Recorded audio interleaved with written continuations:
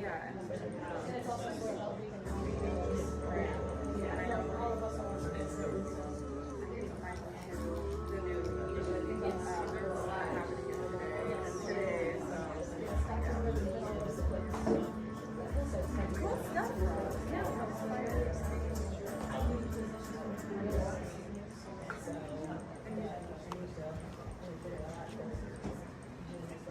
Check.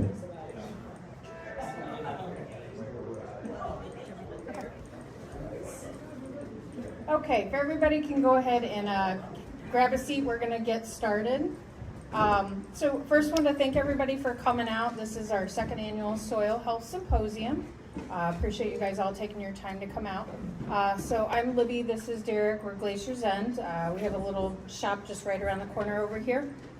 We have a farm in Johnson City, grow the majority of what we make. If we don't grow it, we source from other farmers in the area.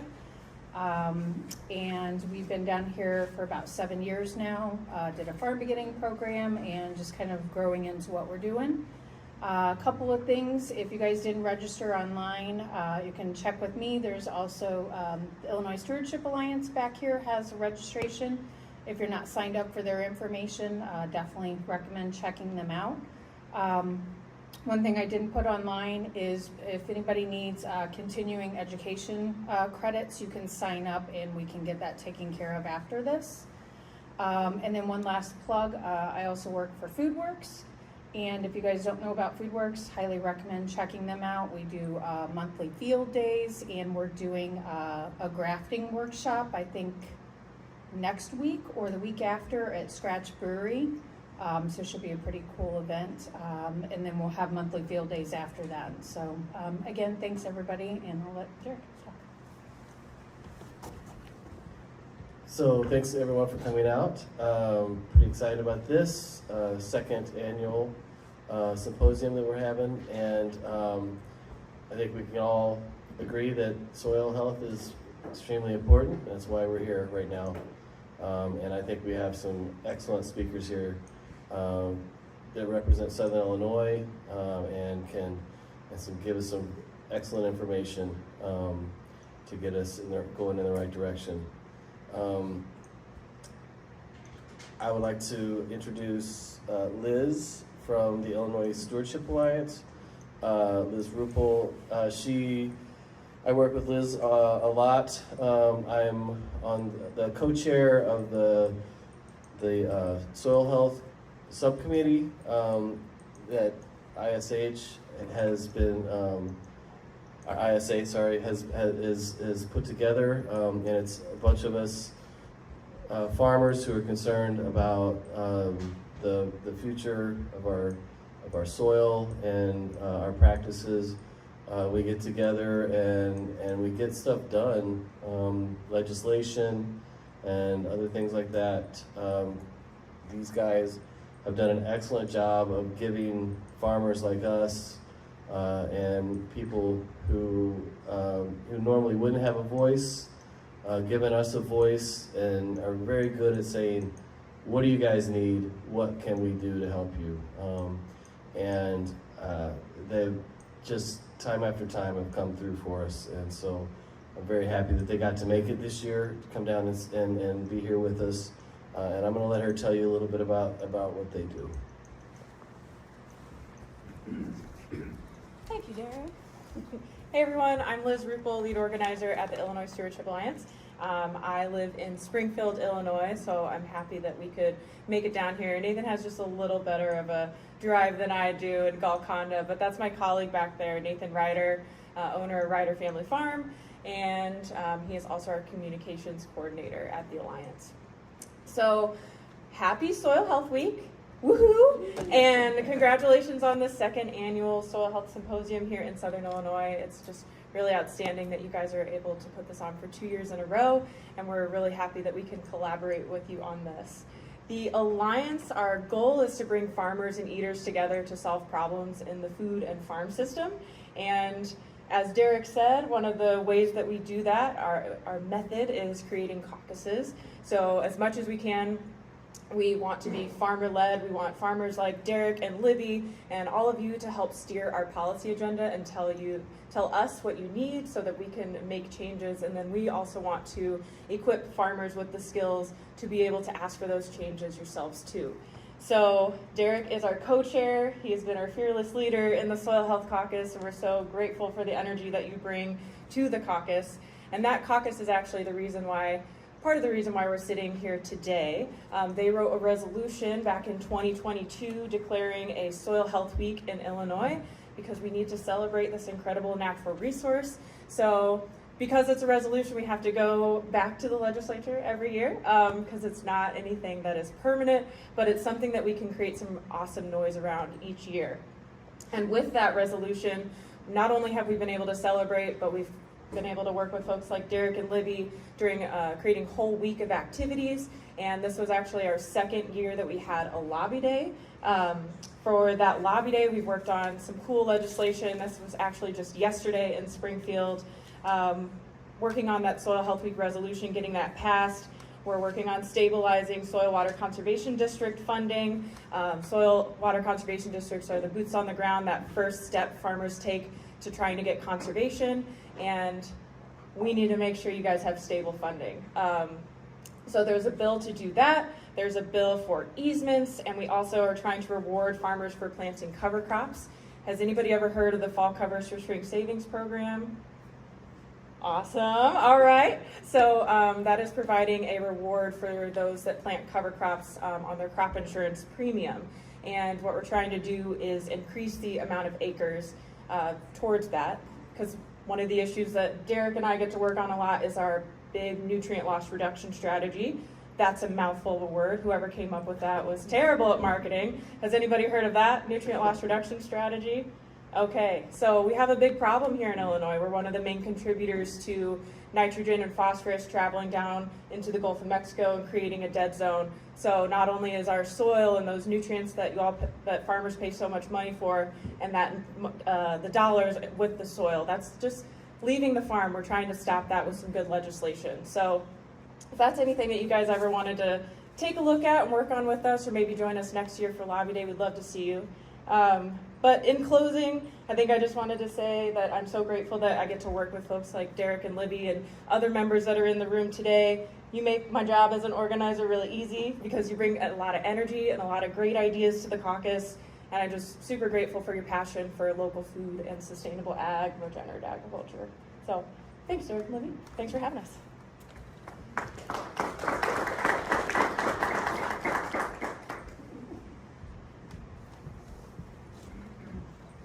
Okay, so our first speaker is, we want to welcome Logan Karcher from Burnt Hill Cattle Company in Dahlgren, is that right?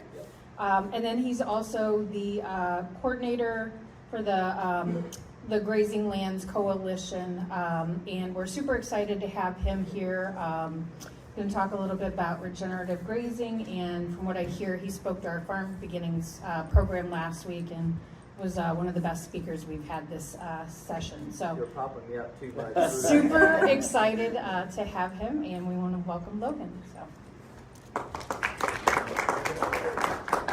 Thank you, guys. I don't know that I can stand here and talk to this mic, which I usually speak really loud, so I'm going to try that. If you can't hear me, just holler at me, and I'll try to come back to the mic. So I've got a... We got a video live stream. Okay. Stick around. Okay, I'll try my best to hear. You got a PowerPoint up there for me?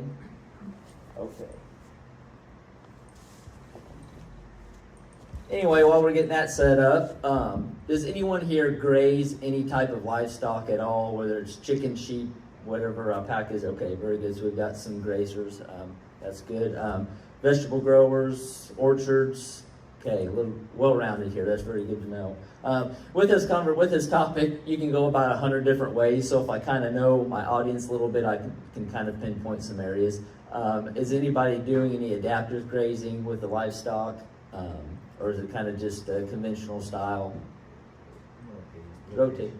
Okay. Nice, very good. Yep. Yeah, very good. So hopefully we can expand your mindset a little bit. And I know how easy it is to get in a box on your own farm and do that type of deal. So hopefully we can get your minds rolling.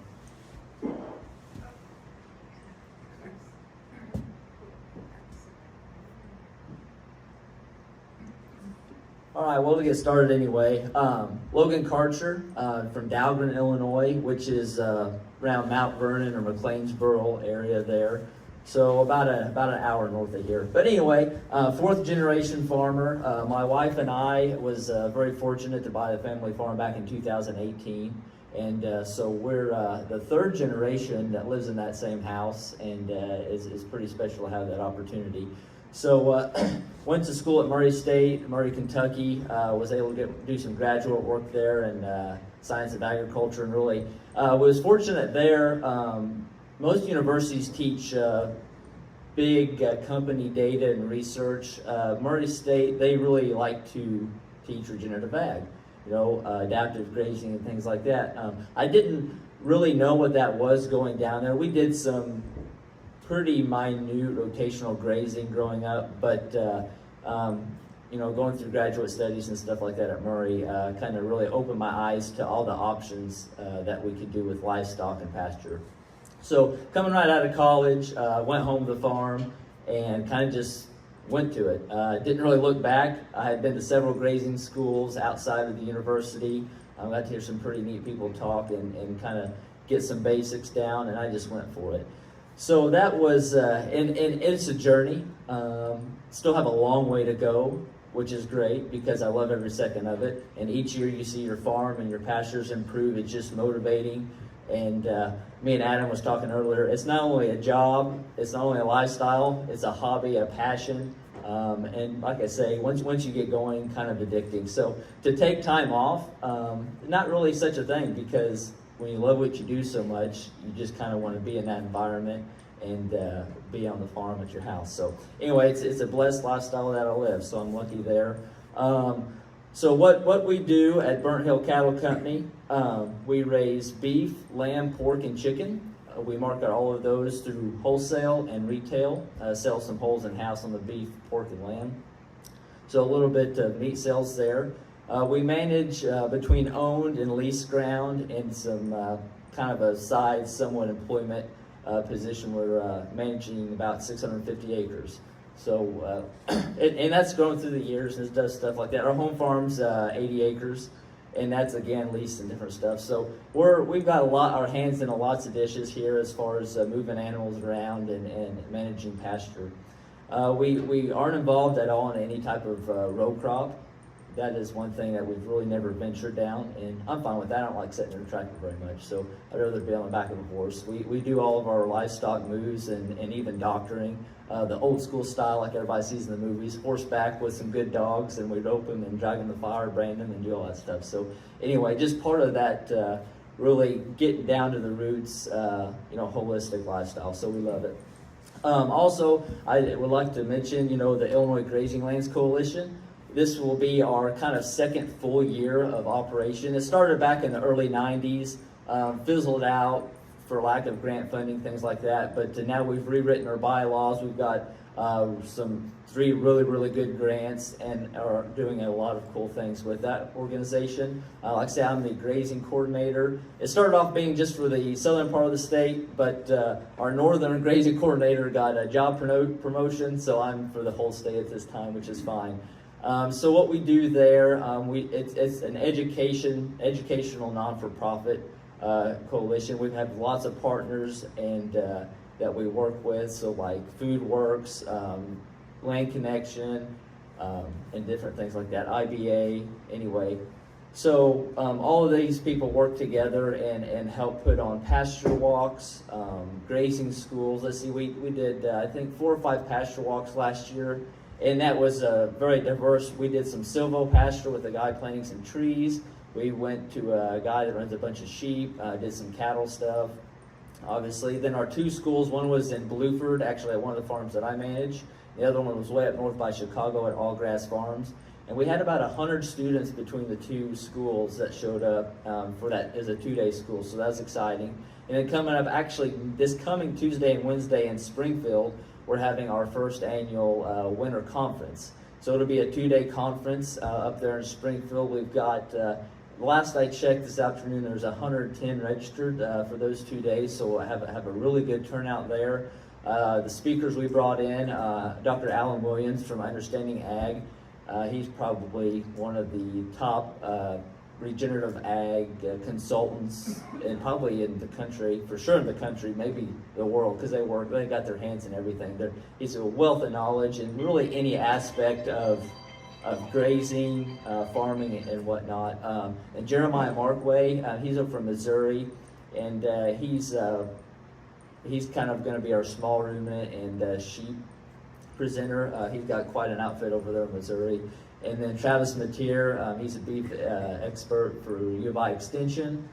Just to name a few guys. I know I'm missing Noble Institute will be there. So we've got quite the lineup of speakers, and we're very excited. It's been a lot of work getting that ready, but anyway, so that'll be next Tuesday and Wednesday, and I'm sure you'll hear our reports back once we get that behind us. Then it'll be ready to start doing pasture walks again. So anyway, through ILGLC, we do a lot of consulting, and it's all free of charge to the producer. So I'll be able to share my contact information up here once the presentation's over with. And like I say, pretty much anywhere in the state, I or someone else will try to get to your place, or you're welcome to come to any of our places, because everybody on the board and that works for ILGLC has their own farm and is actively regenerative grazing. So kind of works both ways, and like I say, that is free of charge. So feel free to hook us up. Yes, ma'am. What's a pasture walk? A pasture walk. So what we do, it's usually mid-afternoon, depends on the time of year. If it's middle of summer, we'll do it late evening or early morning. But what we'll do, we'll have a host site of a farm, who knows what they're doing, anything to try to regenerate their farm, and actively working on that. And we'll have a little bit of classroom session, maybe an hour, have him explain what he's doing on his farm and how he's doing it and why and all that stuff. And then we'll actually go out in his farm and just walk around, dig soil samples, look at the grass, look at the livestock, and just kind of, it helps farmers. When you graze, I don't know anything about vegetables, so I'm just going to talk about grazing. When you graze and you're on your farm every day, all day, it's very easy to get in a box and not be able to think about things differently. So going to someone else's place, it's really good to say, well, that's really simple. Why am I doing that? Or to try different ideas. So kind of just a big networking thing to swap ideas with producers. Yep. And yes, by all means, stop me anytime, any place in this, and please ask questions. I welcome that. I want you to do this. This needs to be interactive. And so wave your hand or do whatever. So anyway. All right. The arrow there. Okay. Well, I pushed the enter button, If so I someone guess that asks works the too. question, could you repeat the question into the mic? Yes. So the last question was, what is a pasture walk? Okay. All right, so what is regenerative grazing? I pulled a lot of this. Regenerative grazing, adaptive grazing, mob grazing, MIG grazing, strip grazing. There's so many kind of buzzwords around this. So you're here, if you read articles or hear other people talk, those are all kind of mean the same thing. I pulled this definition off of the internet. I've got some resources here. I can't remember which side I pulled it off, but I thought that was probably the best definition of regenerative grazing in just a blanket statement. And I'll go ahead and read it. Regenerative grazing is a principle-driven agricultural practice of building soil health management, managing livestock on perennial and annual forages in a way that supports human and ecosystem health, farm profitability, and community and food system resilience. So I thought that pretty much explained it in the most formal way you can.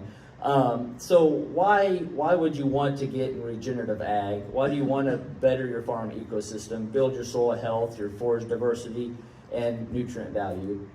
To me, I think there's two major things to do that with. One is to save on inputs, which is going to help your bottom line. Well, really three, improve your farm. And four, in my opinion, there's a spiritual aspect of this too. Many times in the Bible, God calls us to be stewards of His land, to improve it. He calls us to take care of it.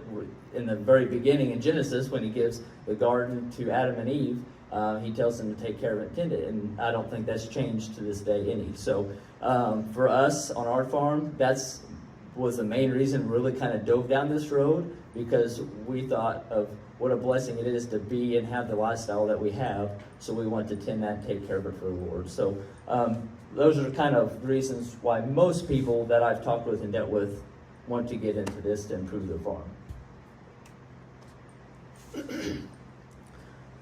So regenerative ag is not a formula or a recipe or any cookie cutter way of grazing.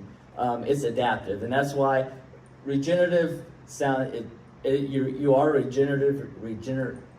stuttered. You are rejuvenating your farm by this, but it has to be adaptive for it to work.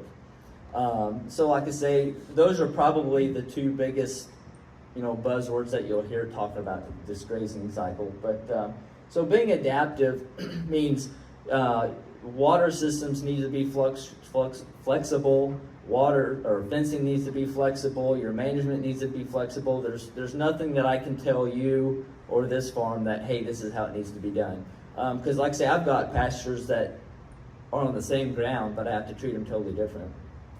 Same way with livestock. We obviously do multi-species grazing. Each livestock requires something totally different, which we'll get into that later in depth. But anyway, so another thing that we want to focus on is mimicking Mother Nature. She knows best. Every time that human tries to get in her way, we usually lose that battle.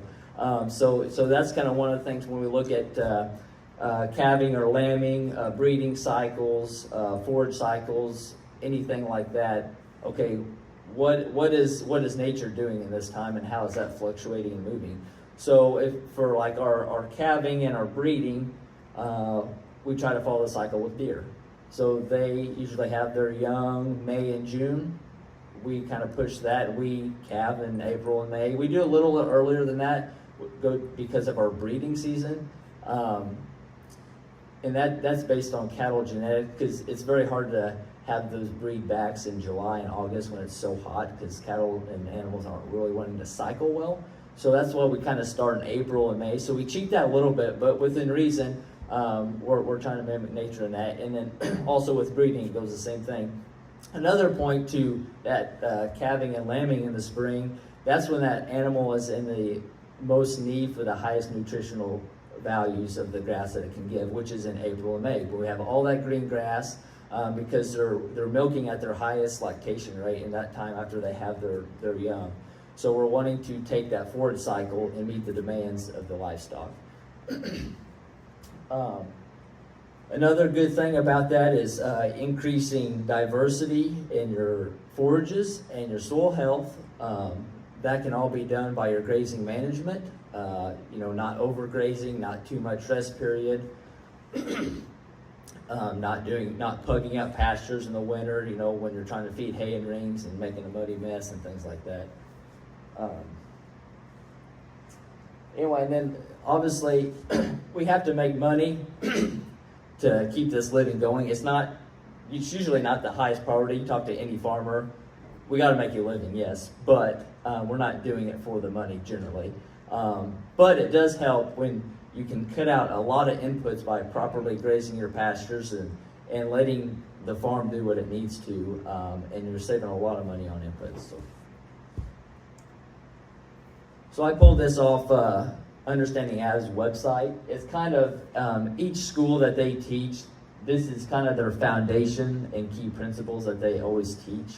I won't read it may be hard for some of y'all to see. I don't know if we can blow it up. But the first thing is 6 principles of soil health, and that's know your context, do not disturb, cover and build surface armor, mix it up, means you need to add diversity, whether it is in forages or livestock, keeping a living root in the soil, and then grow healthy animals and soil together. The middle picture there is the 3 rules of adaptive stewardship. It's compounding, disruption, and diversity. So you can see the cycle, all those work together. Then the 4 ecosystem processes are energy flow, water cycle, mineral cycle, and diversity. Like I say, you go on Understanding Ag's website. They're a great resource. You can pull this up there if you want to dive into it more, because there's a lot of literature underneath each one of them. But Anyway, so just some quick tips. Even I go back to this every once in a while to think, okay, when I'm making my grazing calendar, am I hitting these aspects? So just a nice little reminder to have there. All right, so when we look at grazing and rejuvenating our farm, why do we want to add livestock? Well, you can't graze without livestock. That's first and foremost. So that's a very important tool to have. But livestock offers a lot of benefits to your forages, to your ground. So me and Adam was actually just talking about this and just the benefits of what they can provide. So each species of livestock or class of livestock provides something totally different to the farm, whether it's good or bad, because whatever you do in this particular spot, you're either going to benefit or you're going to take away. There's really no happy medium ground.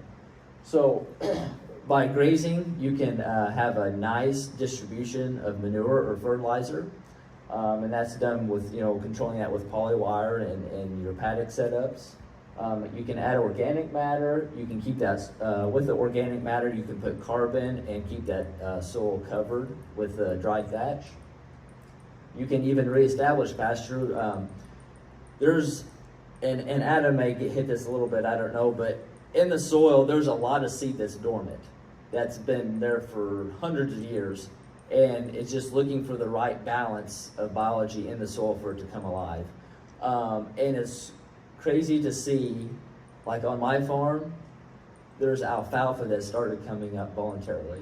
There's not been, granted, probably 50 years ago, one of those spots was an alfalfa hayfield, but since then, nothing's been planted. We've just taken care of our soil and tried to balance that out. Now we have like 20% alfalfa in our pasture. Just, there's no input in that.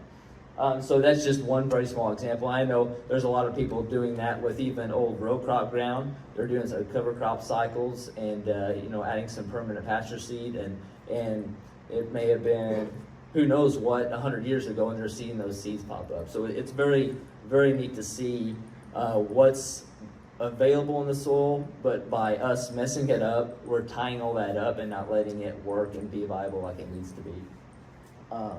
Anyway, which also goes along with activating soil biology. The more active and healthy your soil biology is, it's just kind of like your stomach or an animal's stomach. There's good and bad bacteria. We want all of those to work together because the bad bacteria is still good because it needs a balance of good and bad. Same way with carbon and fungus, and that's a whole other topic. But anyway, and then brush control. So there's a lot of wood and timber around, even in our place, and that's kind of why we originally got into the sheep, was to control brush. So you can see in that bottom picture there, they're moving into what they just ate, more or less. So this part of the picture looked like that, and after controlled grazing and kind of setting that up with a proper paddock size, there's nothing left. So utilizing the livestock to control that brush and timber management. And in this situation, what we're doing, and really kind of part of the multi-species benefit, the sheep are going through there and clearing literally everything out. The only thing I found the sheep won't eat is any type of like cedar tree or something like that, like an evergreen type plant. But other than that, I've pretty much gotten to eat anything else. Anyway, so they'll go through there and clean that out. Then I'll actually run my pigs behind them, and all the woody species and stuff that they can't quite eat, they'll just root that up, and then I'll toss in an annual seed behind them, and then in 45 days the sheep will be ready to graze an actual high density nutritious plant versus underbrush, which is, I've actually finished lambs on that underbrush before, which is phenomenal. That was kind of because I just was toying with sheep there for a while and wasn't really serious in it, and as soon as I finished a group of lambs for butcher on that, it was kind of a green light for me, and I went with it. So we've not turned back on the sheep yet. Anyway, all right. So we kind of know what regenerative ag is and why we need to do it and how it can benefit our pastures. So like, okay, we've got a farm that we either need to do some updates on or a blank slate. Where do we begin? What do we do? How do we move forward? Okay. First thing, obviously you need fence. keep animals controlled in them.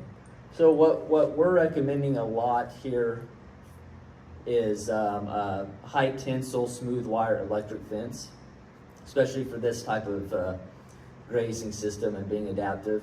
If you're running just cows, I think you can easily get by with barbed wire. But with this smooth wire high tensile fence, it's very, very easy to keep up with. It's cheaper than barbed wire. And having the options of the electricity, you can hook your poly wire on it and have, hot water through your whole entire farm when you're making those smaller paddocks and subdividing your farm. So it's very user friendly. Like, I've had cars drive through my high tensile fence. I've had trees fall on it. It's very resilient. Even if you do have to patch a wire, you can do it in 5-10 minutes versus 30 with barbed wire, and you're not getting poked and sticked all the time. So that's kind of what fencing system we're recommending. Perimeter, I think you can easily get by with 4 to 6 strands. Again, depends. If you're doing cows, I think you get by with 4 strand pretty easy. If you're doing multi-species, I'd probably go look closer to 6. Same goes with cross fencing. We recommend not really cross fencing your farm out until maybe a year or 2 of this adaptive grazing. That way you kind of know where your cross fencing is going to work best versus just saying, well, I want to divide it here, and then you graze for 2 or 3 years and think, well, that's really kind of in the way and doesn't flow. So that's kind of, we recommend that for water as well. But anyway, cross fencing, again, you can do something as simple as 1 strand or 3 or 4 strands. Any more than 4 strands is kind of an overkill for a cross fence because they get out of the fence, they're just in a different pasture, so not a big deal. So, and like I say, fencing is very expensive, so we gotta keep costs in mind, and because we're all about trying to be user friendly, try to save money where we can, things like that. So, like I say, high tensile wire. On your post, on perimeter, you can use wood post or like a fiberglass rod post. Just if you're doing electric, please don't use metal T-post. Even if you buy the insulators that click on it, please don't do it. I'm actually in the middle of taking a bunch of old T-posts out and replacing them with fiberglass post. But anyway, so that's enough about fencing. Water is the same way. Water is probably the hardest thing to establish and manage in a livestock setup. One, it just always feels like if you have one stationary water, it's never really in the right spot, which is fine, I guess, because you can use polywire to really move around that and kind of set up watering lanes and do things like that. But if you have several watering points throughout your pasture, that gives you a whole lot of options of how to run your paddocks and keep that moving up, so you're not getting cow past to water tanks, or you're not getting huge erosion spots around centralized watering points. So that's good, but water is a pain. I'm still fighting it different ways, trying to add and figure out where it goes best. And they make some really user-friendly stuff now that it's so easy to run water without trenching it. They make really good pipe that you can just set on the ground with quick couplers. It's cheap, it's easy to use. You can get water a lot of places very easily. So anyway, then you gotta look at, okay, what's my terrain? What forages do I have on my farm? And even marketing. What's my market? Can I sell sheep or chickens or beef or pork or whatever? What can I sell? Where are my customers at? Even if you're selling live animals on the hoof, does my local sell barn, do they accept these animals? And so you got to kind of look at all those things. Because like we'll talk about, just for instance, sheep and cattle. They're going to graze totally different plants within reason. So you got to think, well, do I have a lot of brushy stuff and a lot of weeds and things like that? Maybe I should start with sheep. Or I have really good lush pasture, I'm really lucky and can, graze a lot of cows really cheap. Then, look at both of those aspects. So just be honest with yourself and what your ground's telling you and kind of some infrastructure and things like that. I talked about marketing. Yes? I have a question about water. When you say the tanks, where's the water come from that goes in the tanks? Is it rainwater that you catch, or is it from Yeah. some other Okay. source? So the question was asking about water and different water sources and where it's coming from. So again, there's a lot of flexibility to this. So you can have a water meter and underground bury line, just like what's going to your house, with water stations throughout that. Then off of that, you can build like above ground water line, like I was talking about with watering points. So it's all pressurized city water. You can water out of ponds and creeks, which isn't really recommended, because like in the summer, they're going to camp out in those areas and they're going to pee and poop in the water, and then they're going to have to drink that, and they're going to erode your pond and your creek banks and things like that. So that's really the last option. We have on our farm, we do have several gravity flow systems, so we do have several ponds on our ground, but we fence the ponds off, and then we've ran a gravity flow pipe out of the bottom of the dam into a tank, so we can do things that way. If you have a well, you can use a well and pump that in too. So those are probably the main ways. I do have some friends that have solar pumps on top. They don't have, it's a existing pond, so they don't have a pipe through the dam, so they'll actually just have a solar pump that sits on top of the pond, and then they'll pump it out of the pond into a tank too. So yeah, I wish there was an easy fix for water, but I've not learned it yet. Maybe somebody will invent something that is a cure-all for everybody and just be perfect. But anyway, so those are the main things around here for us that we'll deal with on getting water. Yeah. Yes. Just an idea, the NRCS in Union County anyway, I went to them and I got a grant for a well. They dug the whole well.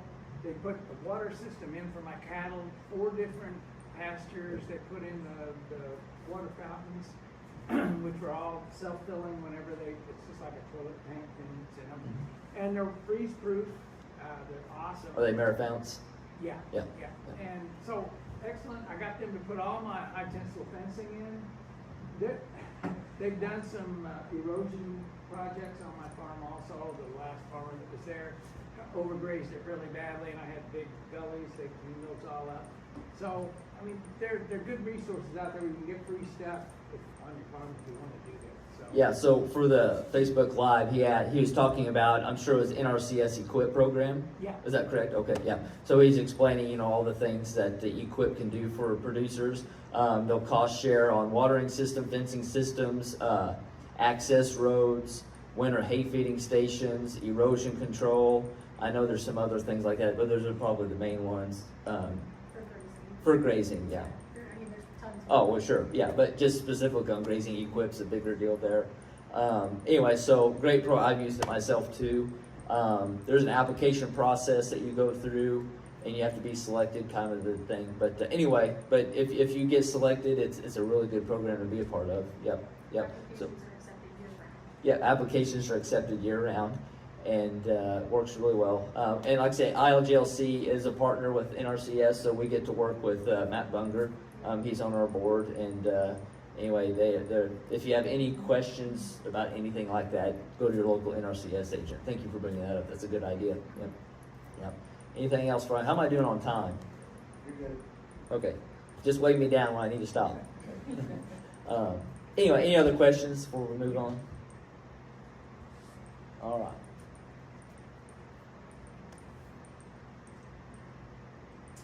So what I got up here are kind of the basics of what you probably need once you get your main infrastructure set up.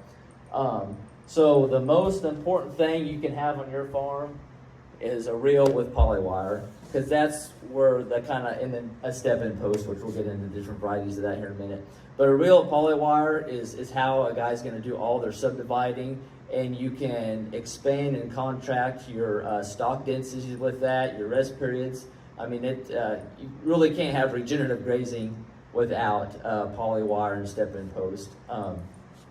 Now, if you've got a flock or a herd or whatever now that's not used to this stuff, there is a little bit of a training period, but it doesn't take long, because once they get that shock, they learn really, really quick. So it's nice that, so like if you are just getting started, and you want to start subdividing some pastures, maybe start with 2 wires. That way they can see it. That way they're not trying to jump or go under.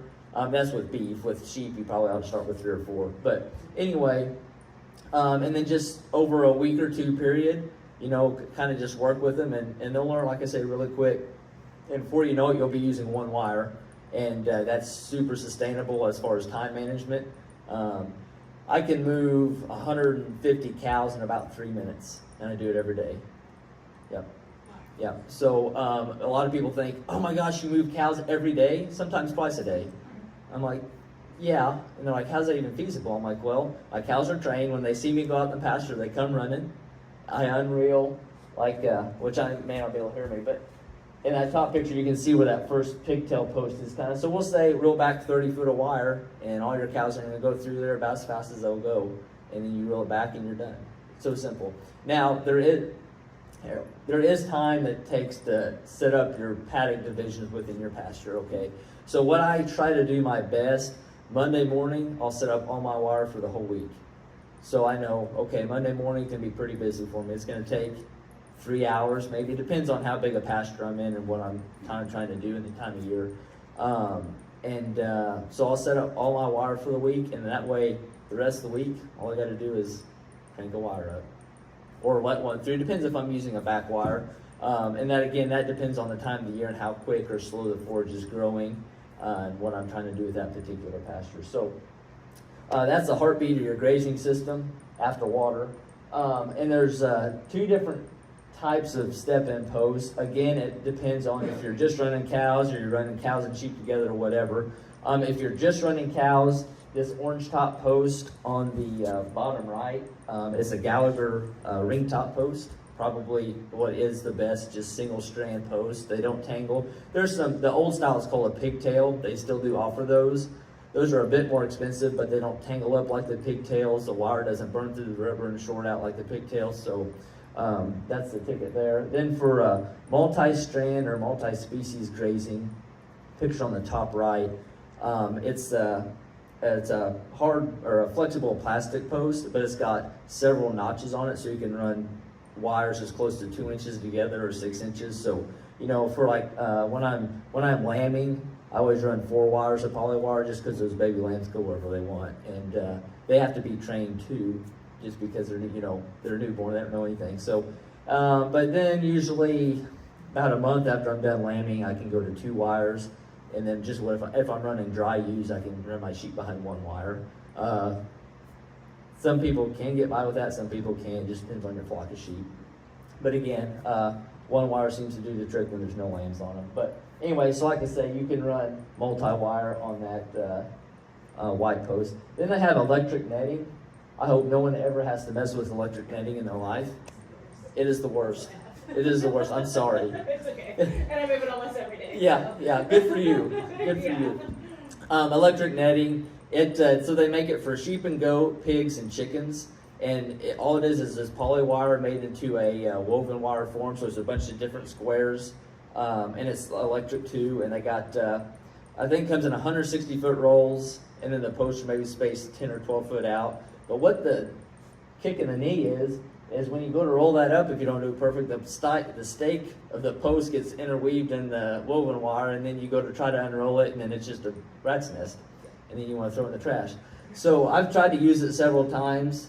I've bought 2 or 3 different sets of it, thinking I'm going to figure it out, and I sell it all. Accordion, I never wrap it anymore, and that's made a huge difference. So Yeah. like if you pick one up and just walk and you have to stay on the right side. Every now and then I'll mess up and turn around, Yeah. and then everything gets all caught up. That actually just happened today. Yeah. So, it's like it'll go really well for a few weeks, Right. and all of a sudden I'm like, okay, this is just a giant net. It's like untangling a necklace, but worse. For sure. So, She was just yeah. backing up how terrible electric netting is. Yeah.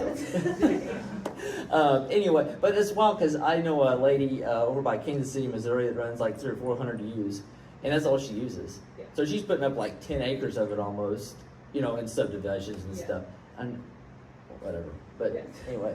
So, and then as far as water tanks, if you're being, in this type of grazing system, having a tank that you can move around with you is really important. So what we do, like on our flock of sheep, we got like a 30-gallon little Rubbermaid tank, and we use they're Job water floats, and they actually mount to the bottom of the tank, because any top-mounted water float is going to get ripped off by the animals.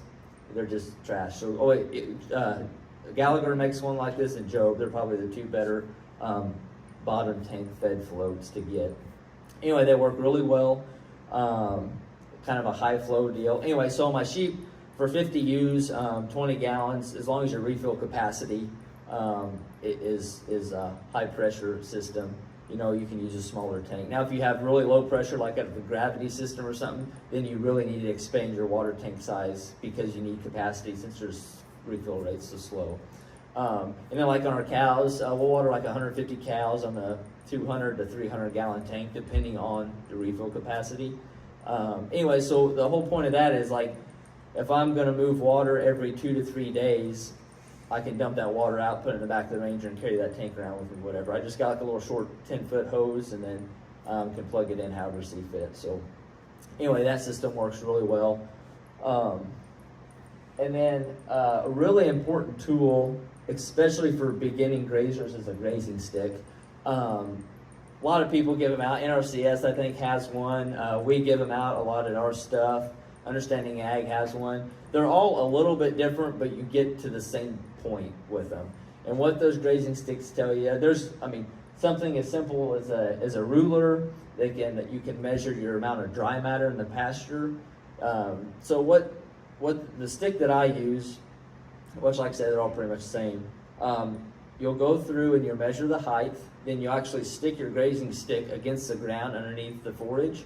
And then there's dots, a bunch of dots on the side. And then like depending on how many dots you can see through your grass, gives you one number. Then you take your forage height, that gives you another number. Then you do a simple math equation. Mine's actually got it written on the side of the stick. And that tells you how much dry matter you have per acre.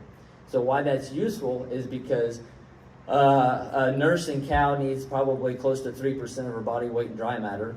So you know how much she needs, and then so times that how many cows you have, and then that will tell you how many acres your cow herd needs in a day's time. Now, if all of a sudden you want to do high stock density grazes, where you're grazing a bunch of cows on a small amount of ground for a small amount of time, anyway, you just kind of more or less plus or minus those numbers and can figure out based on your moves how many acres you need. So super good tool. After you use one for a while, you'll get an eye for it. I don't use one very often anymore. Every once in a while, I'll just check myself to make sure, okay, my eye's seeing this right. But like I say, it's very handy and useful to tell you exactly the paddock size you need for your herd for that day. So like I say, a lot of times you get them for free, so it's it's not a lot of cost, obviously. So very useful tool. Okay. How do you power that poly wire? So, like I say, if your perimeter fence is electric, you just hook it on. In that top picture, you just hooked on the electric fence. So that powers the whole poly wire. Now, obviously not every pasture is going to be high tensile electric woven. So like if it's barbed wire or woven wire, they make pretty cheap little solar fence chargers that you can buy at TSC, Roll King, on the internet, whatever. Anyway, and you just hook it up there and that'll charge it. So one of them, how much of one of them solar ones, a big solar one, of that poly wire, how much can you run off that? So, repeat the question and I guess I understand. Like how much poly wire can you run off of one little solar charger? Yeah. Oh, a lot. Miles. Like I think I've got one that's like a half a joule, which is how energizers are measured, the joules. And because each one of those reels is a quarter mile of poly wire. So anyway, on a quarter mile of poly wire, my poly wire is still at like 8,000 volts on just a half a joule. So, and that's very important to have it hot. The hotter the better, because my perimeter fence is about 9,000 to 10,000 volts, which I don't have any trouble with my sheep getting out either. So you do that with a solar powered? No, my perimeter fence is a 110, plug in the wall big charger. It's like a 30 joule or something. Right. Yeah.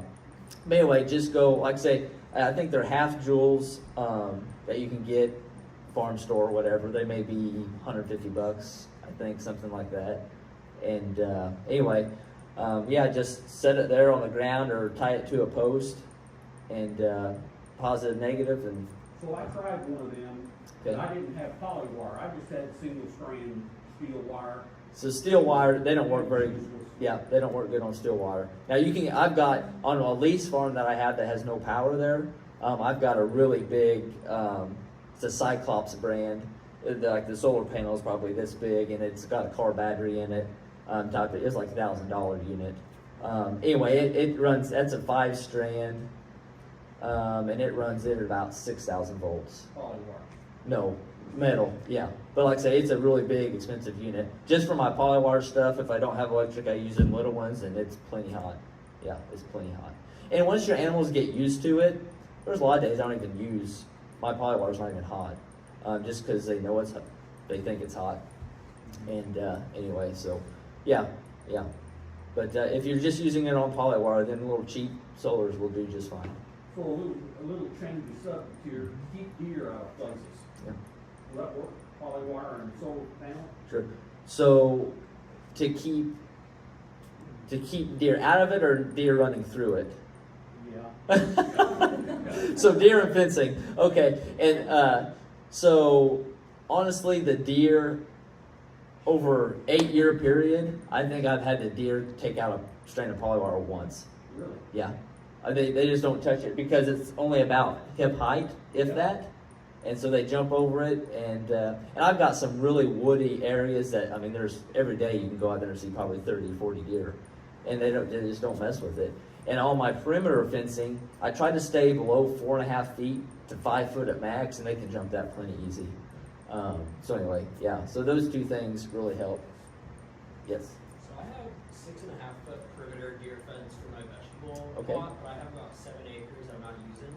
Would that work for perimeter fence for sheep?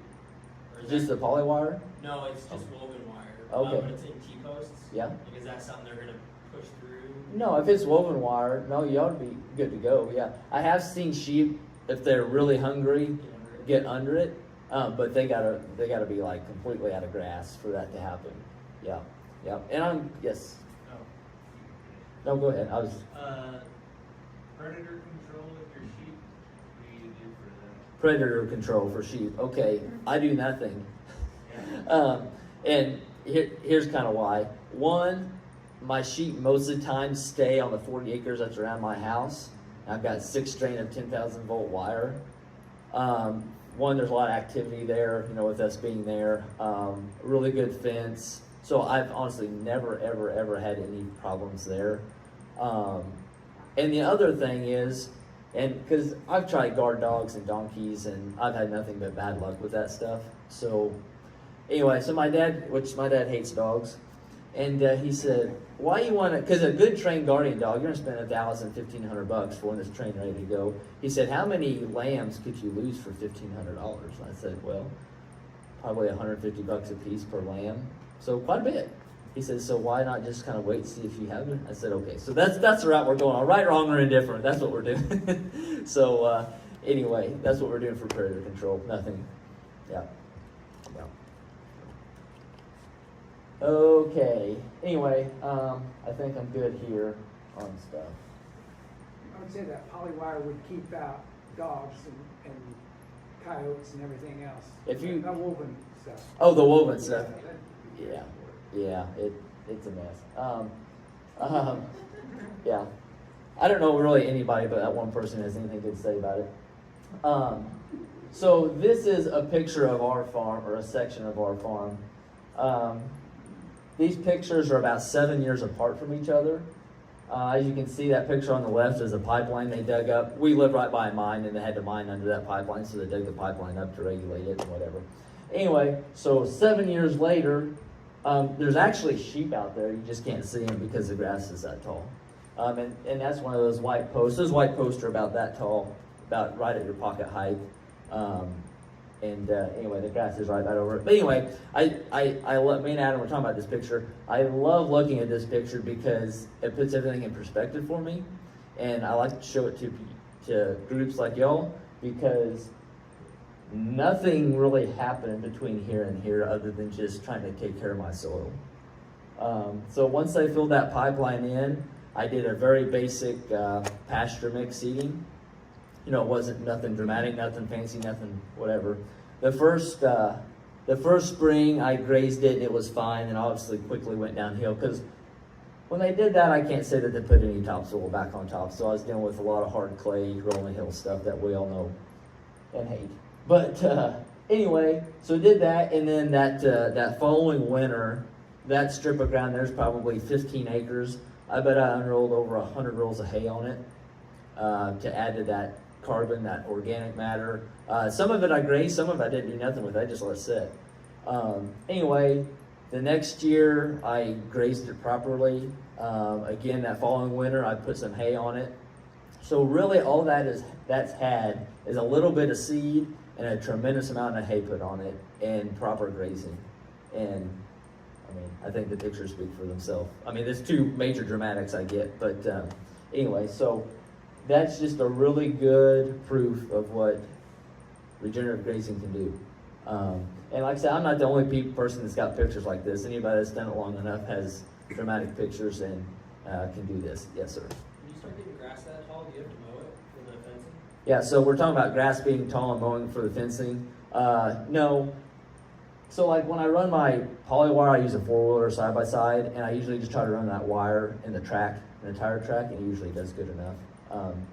But no, it will suck your fence charger down, especially in the morning when it's really dewy, for sure. Yeah. Do you typically unroll your bales when you feed them out? Yeah, so do I typically unroll hay for winter feeding? Yes, as much as I can. Now, granted, our winters are so goofy anymore. A lot of times it's way too muddy, and we've actually got a spot, we tore an old barn down. It's got a big concrete pad on, so we'll throw some hay rings and stuff like that. But if it's not muddy and we can get equipment and animals across pasture, we'll unroll hay. We'll either do that or bale graze. That's having a really good impact, kind of like a high stock density graze. Very similar outcome. You know, you're even if it is a little muddy, in my opinion, it's kind of good because they're pushing all that stuff down in with their hoofs, whether it's pea poop, the seed heads that are in the hay, the organic matter, the carbon, anything that's in that hay. Like a lot of times, the bottom of the hay bale when you pick it up is full of earthworms and stuff, so that's going out in the pasture.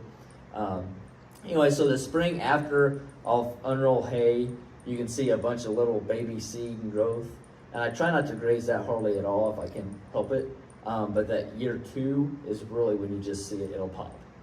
So about 2 years after you unroll your hay, and I'll usually unroll hay like if there's a hillside that's really hard clay that's having trouble growing forages, or there may be a big blackberry bush I'm trying to eradicate or something like that. That's what I'll focus my hay feeding on, and it'll change it pretty dramatically in about 2 years. Yep.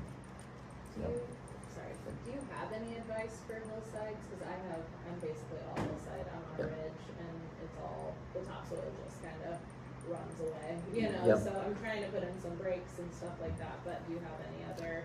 Yeah, so the question is how to manage hillsides. Unroll as much hay as you can. Keep as much grass growing there as you can to help with your erosion, obviously.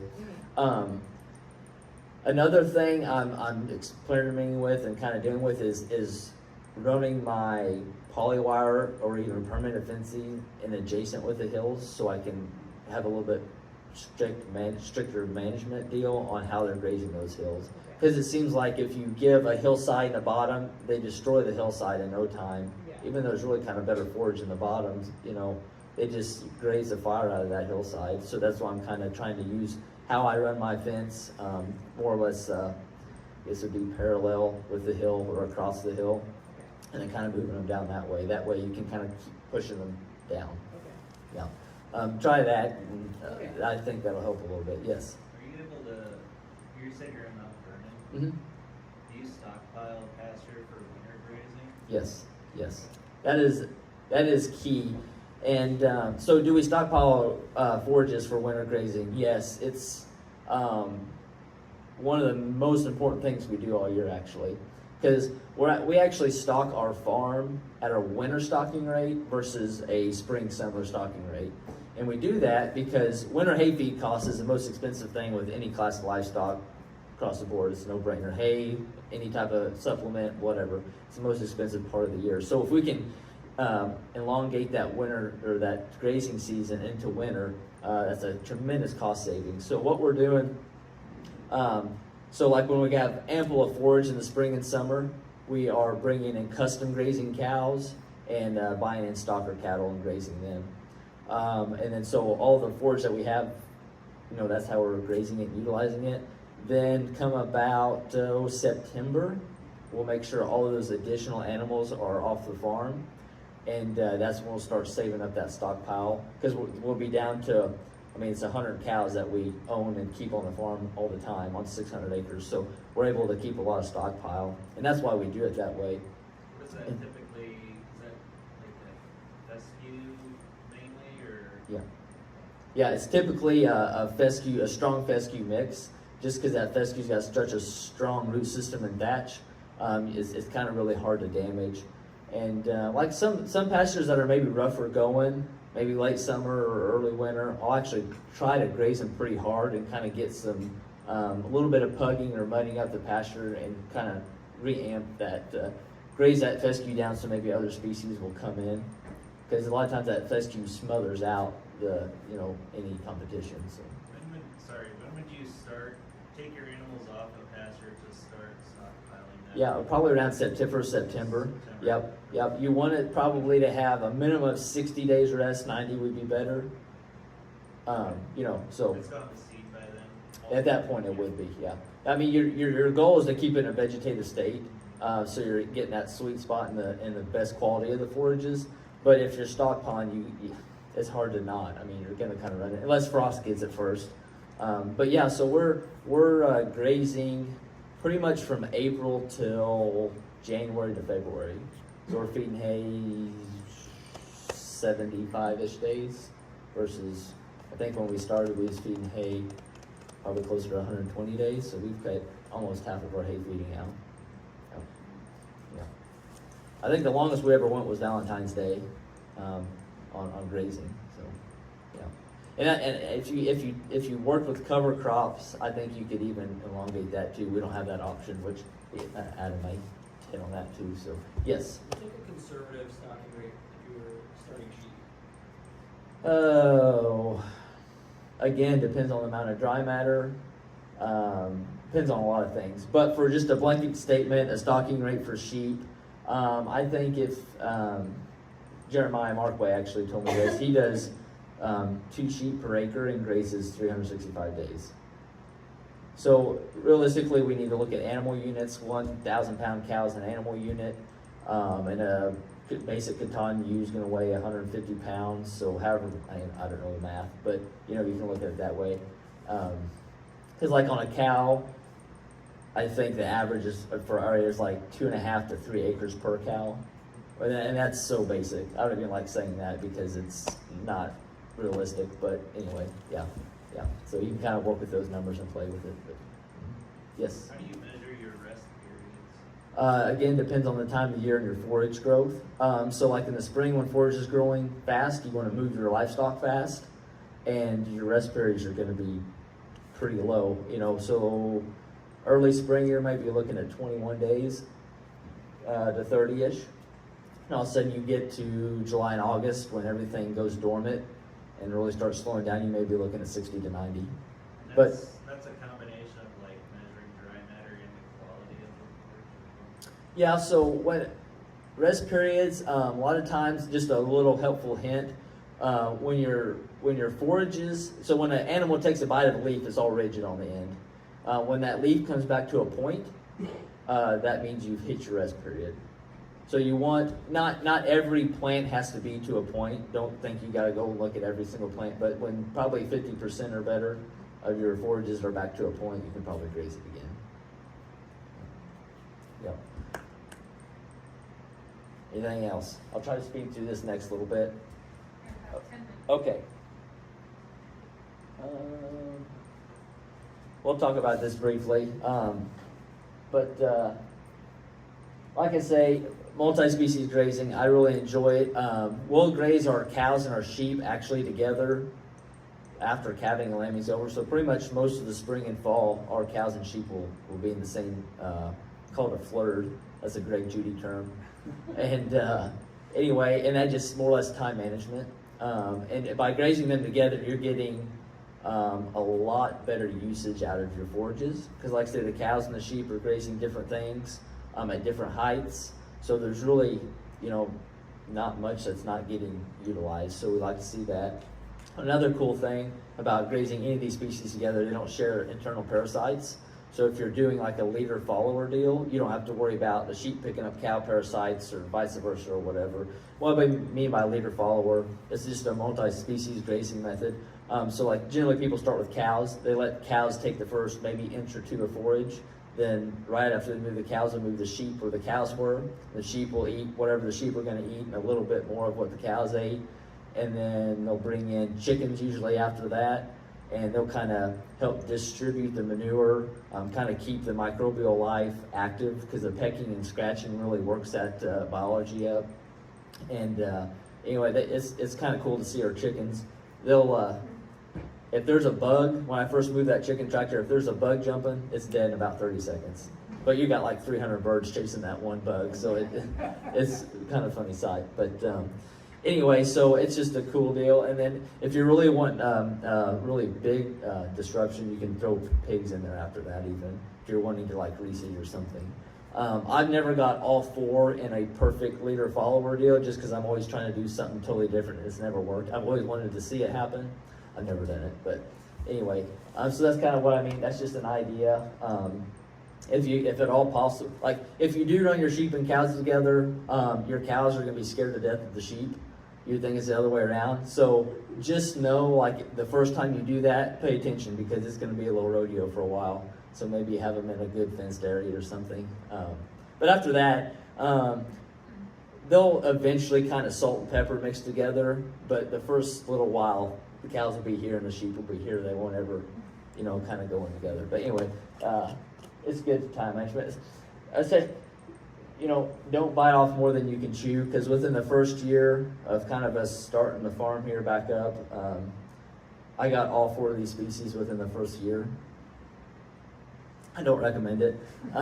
Luckily, I didn't have any kids at the time. I was newly married, so my wife was really forgiving, and it just worked. But even now, to this point, since then we've got several really good partners on board that kind of help us with our pigs and our chickens in different avenues and stuff. So that's been really beneficial.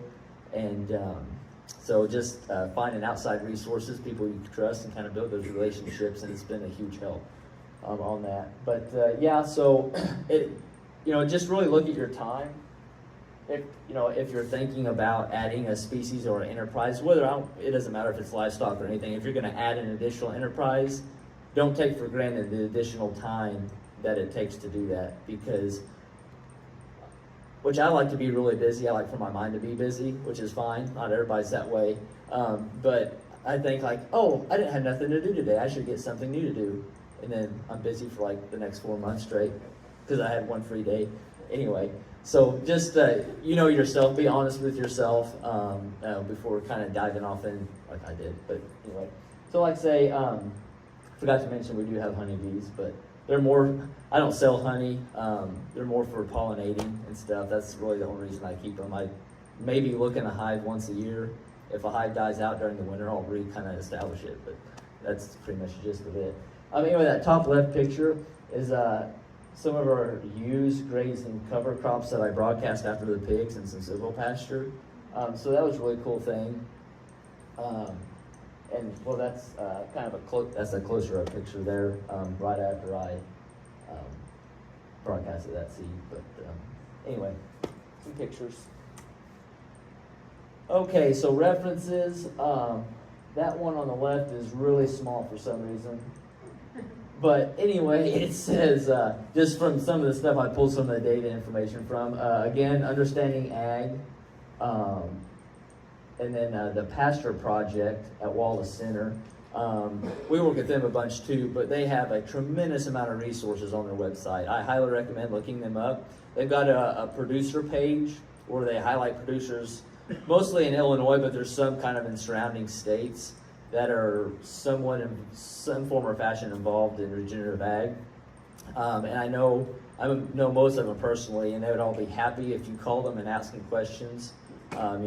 Ask for a visit. Everybody's always excited to show off their stuff. So anyway, like I said, Pasture Project. Then for all of your fencing equipment and supplies and water and all that stuff I kind of showed you pictures of, I'm not at all endorsed by them, but PowerFlex Fencing is in Missouri. They've got anything you need, they've got it. at a reasonable price. They do good on shipping. Like I say, it's a small company. It's not like a big corporation. And anything that would be on their webpage is good to go. They also have a lot of really good books on their website, because I'm a really big believer in continuing education, and you all are too, or you wouldn't be here. So anyway, a lot of good books on there too.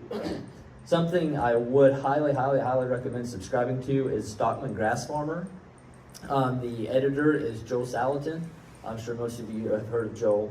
And it's a monthly subscription. It's a newspaper form, and there's anything from sheep grazing, silvopasture cows, honey, a little bit of vegetables. I mean, it's just a really good. I really don't like to read, but every month I read every single word of that paper. Anyway, and also if you go to Stockman Grass Farmer's website, they have quite the big library too, and all the books, you can't go wrong with any of them. So.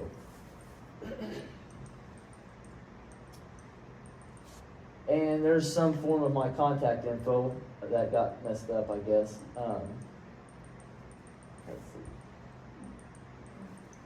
I'll go back to it if I can figure it out. Okay, so my name and number is obviously the same, 618-308-2831.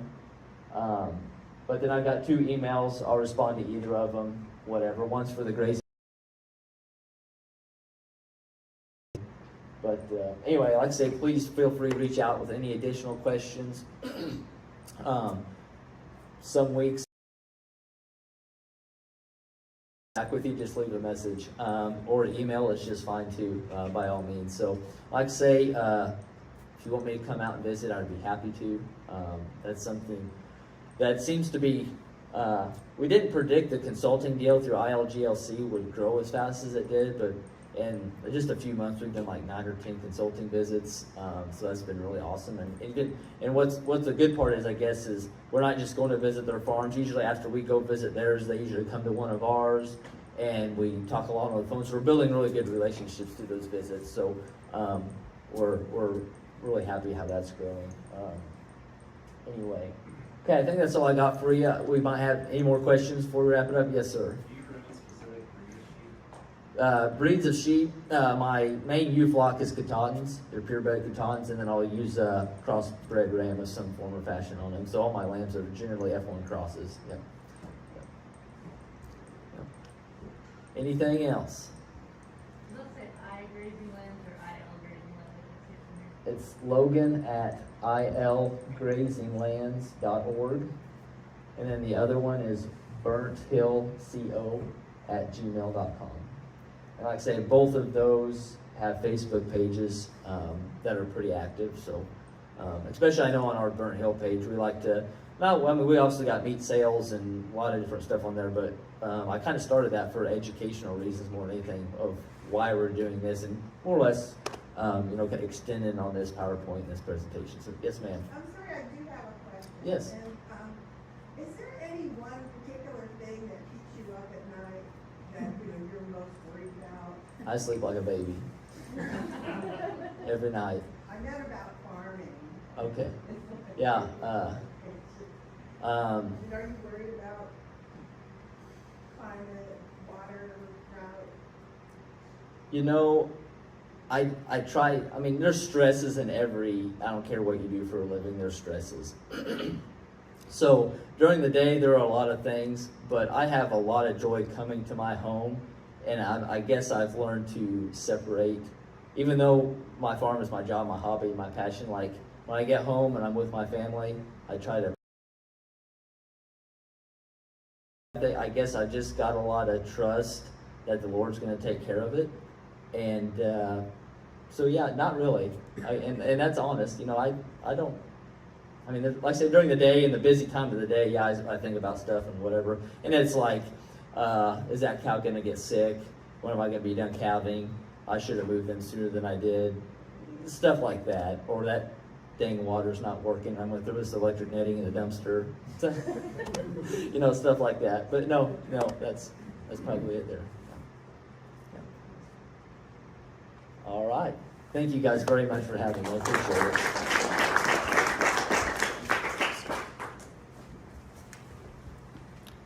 was fantastic. Thank you, Logan. This next speaker, Adam Dahmer. I think probably most of you know who he is.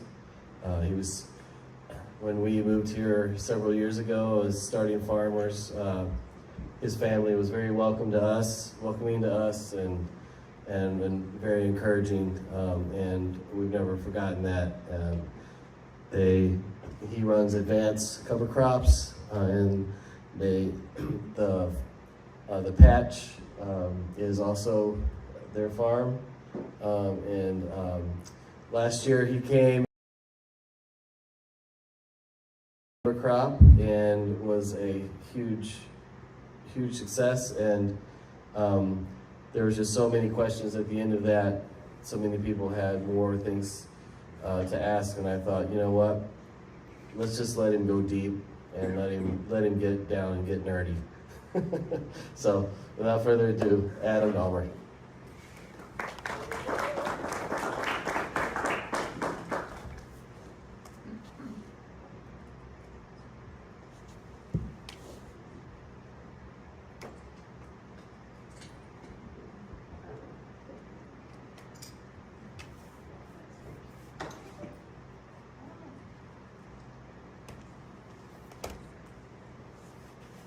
Okay, guys, like he introduced me, my name is Adam Dahmer.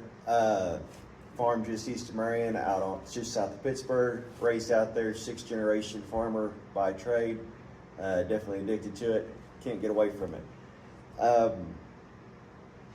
It's really hard to speak to these meetings because we've got such a wide array of concerns, questions, and where we're coming from, where we're headed. So I've been doing this for 13 years, I think now, and I've kind of learned just to go with it, so I'll take this wherever you guys want to take this, ask questions, and we'll go down that route. What I'm going to do tonight, this evening, I'm going to speak on more so my wife's pumpkin patch. I found last time that, because I come from corn and soybean row crop, that's what got us started. And then my wife pushed us to get in the pumpkin business. I fought it. Then I quit fighting her and started listening and embraced it, and it's turned out really well for it. We've got a problem in this country, as a matter of fact, this world. So why did we come here from Europe? Because we had depleted our resources. That's why we moved to America. That's proven fact. By the grace of God, we've been continued to be able to feed ourselves because we have been so ignorant on our practices and how we take care of our things, to the extent of our personal health, because we are only as good as what we eat. And we have done an excellent job of degrading our food sources, and that's based off our practices with our soil, because we are reliant upon our soil to raise nutritious food, whether it be from the grazing aspect or our vegetables and so forth. And by doing so, our value has went down and our health has went to crap. So it all starts at the ground up, literally. I'm going to touch on a couple things. Typically, by this time of year, we've seen some snow events and we've witnessed rain on top of snow.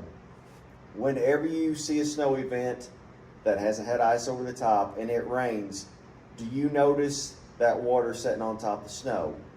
Typically not. Now, where you have walked or where you have driven your vehicle, typically ponds there, correct? Why is that? Compaction, okay? Think of the snowflakes like soil particles, okay? When Mother Nature puts it there, it has space between it, okay? So it can take that rain, and yes, it's still muddy underneath. I get that completely. I'm trying to paint a picture here. But we have pore space in between those snowflakes, and it absorbs that water. We don't see it run off. Now, when we compact that snow and we see it rain, how much of that water actually goes underneath the snow? None. Because we've created a hard surface. We have compacted the aggregate space between those snowflakes and prohibited the rainwater from penetrating the soil beneath it.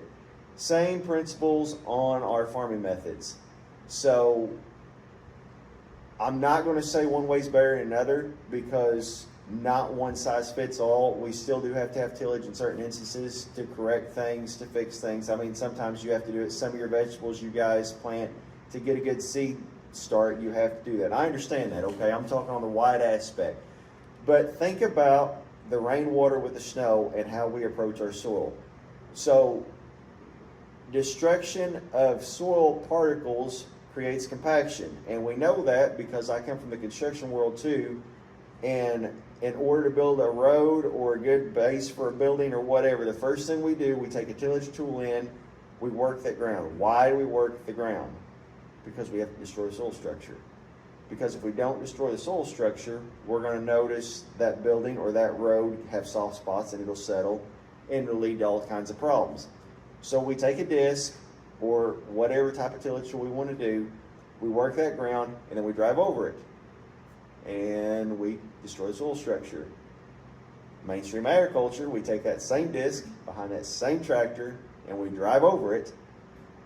But our equipment manufacturer tells us that we're creating the ultimate seed bed, correct? So you see how it's kind of ridiculous on our train of thought, because in one aspect, it does its job very well, it creates compaction. On the other aspect, it's sold to us that it creates the optimum seed bed, but then when it rains, we get that crust like we had when it snowed, and that water doesn't go in. Compaction is a major deal for a multitude of reasons, not only for plant health, but also, as Derek commented on, we have a major problem with runoff, whether it be soil, nutrients, and so forth. The only soil that's running off is the stuff that we need to grow our plants with. That's where all of our nutrients is at. That is also the soil that is responsible for a lot of our health as far as being able to grow things too when it comes to soil and water holding capacity. The top of that soil is where organic matter is at. That's what holds all our nutrients. That's where all our biology and our life lives. Yes, I know it goes all the way down, but that's where the most oxygen, the respiration, everything takes place in the soil. That's why it's important. We are already paying a tillage tax because there's a substantial amount of money spent each spring, because here in about, another couple weeks, maybe next week, we're going to start seeing the spring showers. We're going to start seeing the ditches get full. We're going to see the county roads have mud slicks over the top of them. And then somewhere about June, July, here comes the county, here comes the state, here comes the city. They're going to bring their hoe out there and they're going to start dipping those ditches. Why are we doing this, guys? Like, this is ridiculous. This is so dumb that we know what the problem is, but we as consumers and citizens are accepting this, that this is just normal and part of it. Well, it's a substantial expense, not only for the landowner who's losing their most valuable asset, not only for the producer who's relying on that soil that's now in the neighbor's field down the road because his soil left his farm, and then you as taxpayers are paying for the county to budget cleaning these ditches out. Now, you're always going to have some sort of runoff. God made it that way. It's been that way from the beginning of time. The world is ever changing, and we know that, but that doesn't mean we have to enhance it. So, with that being said, I'm going to get into cover crops. I kind of wanted to set the base here, but just kind of give you guys some things to think about. So, like I said, last time I talked on corn and soybeans and what cover crops we use in this area, I guess I'll back up and I'll say why we got into this. So, back in 80, I think it was 83, Dad switched to 100% no-till. He did that because he was very blessed to try to grow his farm in the 80s, which those of you that weren't around or were not involved in agriculture, that was a very tough time to farm. Interest was high, everything was high, except your income. He had the opportunity to expand his farm, had no way to do it with conventional tillage methods because he didn't have any money. So the money was out, and he had to change, which typically that's when change happens, is when you're up against the wall. So from that point forward, he was no-till. Okay, let's fast forward to somewhere about 96, 97, we have an organic matter issue. It started popping up in the farm magazines. Dad's very well read, so he started looking at that. And at that time, this whole movement of cover crops was in its infant stage, to say the least, and he knew that we needed material on top to help feed the soil, right? Like we straw strawberries and stuff because it insulates the soil and it protects them. So clearly we need more high carbon on top to help reduce runoff and so forth and capture some nutrients. Did that with cereal rye. excellent choice because we can plant that crop up until Thanksgiving, and it's easy to grow. It comes up pretty well anywhere. It's a high carbon plant, which means that it has lasting residue, whereas a legume or whatever that has a high nitrogen or a very low carbon to nitrogen ratio decomposes very quickly. So with that high carbon, that led a lasting residue, and he was able to help with weed suppression, reduce soil erosion, and sequester nutrients from the roots up. Cereal rye also has a good rooting. It'll go 42 to 48 inches depending upon the farm and the soil types. So 98, that's when he started. That was also about the time that I started helping on the farm. So I'm very blessed that this is the only way I know how to farm, and I didn't have to change my train of thought because his dad was trying to implement this on his operation. I was cutting my teeth. I thought, hey, this is just how it is. So with that, we did 50% of the cover crop, or 50% of the acres with cover crops and fresh soybeans up until about 2012. In 2012, we had an opportunity once again. Good Lord blessed us with a severe drought, and we were able to get the crop out of the field relatively early because we didn't have much crop to get out of the field. So with that, he decided, and he and I discussed it, and it was time to go 100% in. At that point, that's kind of when the cover crop movement really took off. It exploded. It's in every farm magazine you opened up. Consumers were starting to push this. Landowners are getting excited about this. Like, we're really picking up some traction here. So that's also, we went 100%. Didn't turn back, and with that came a lot of educational experiences. We have all fallen as we walk across the ground. From the time that we're born, we're 2 years old, we try to start walking, to the time that we're 90 years old, we still fall, but we get up. All too often, when we're doing something that we're not 100% comfortable with, if we fall down, we immediately want to stop.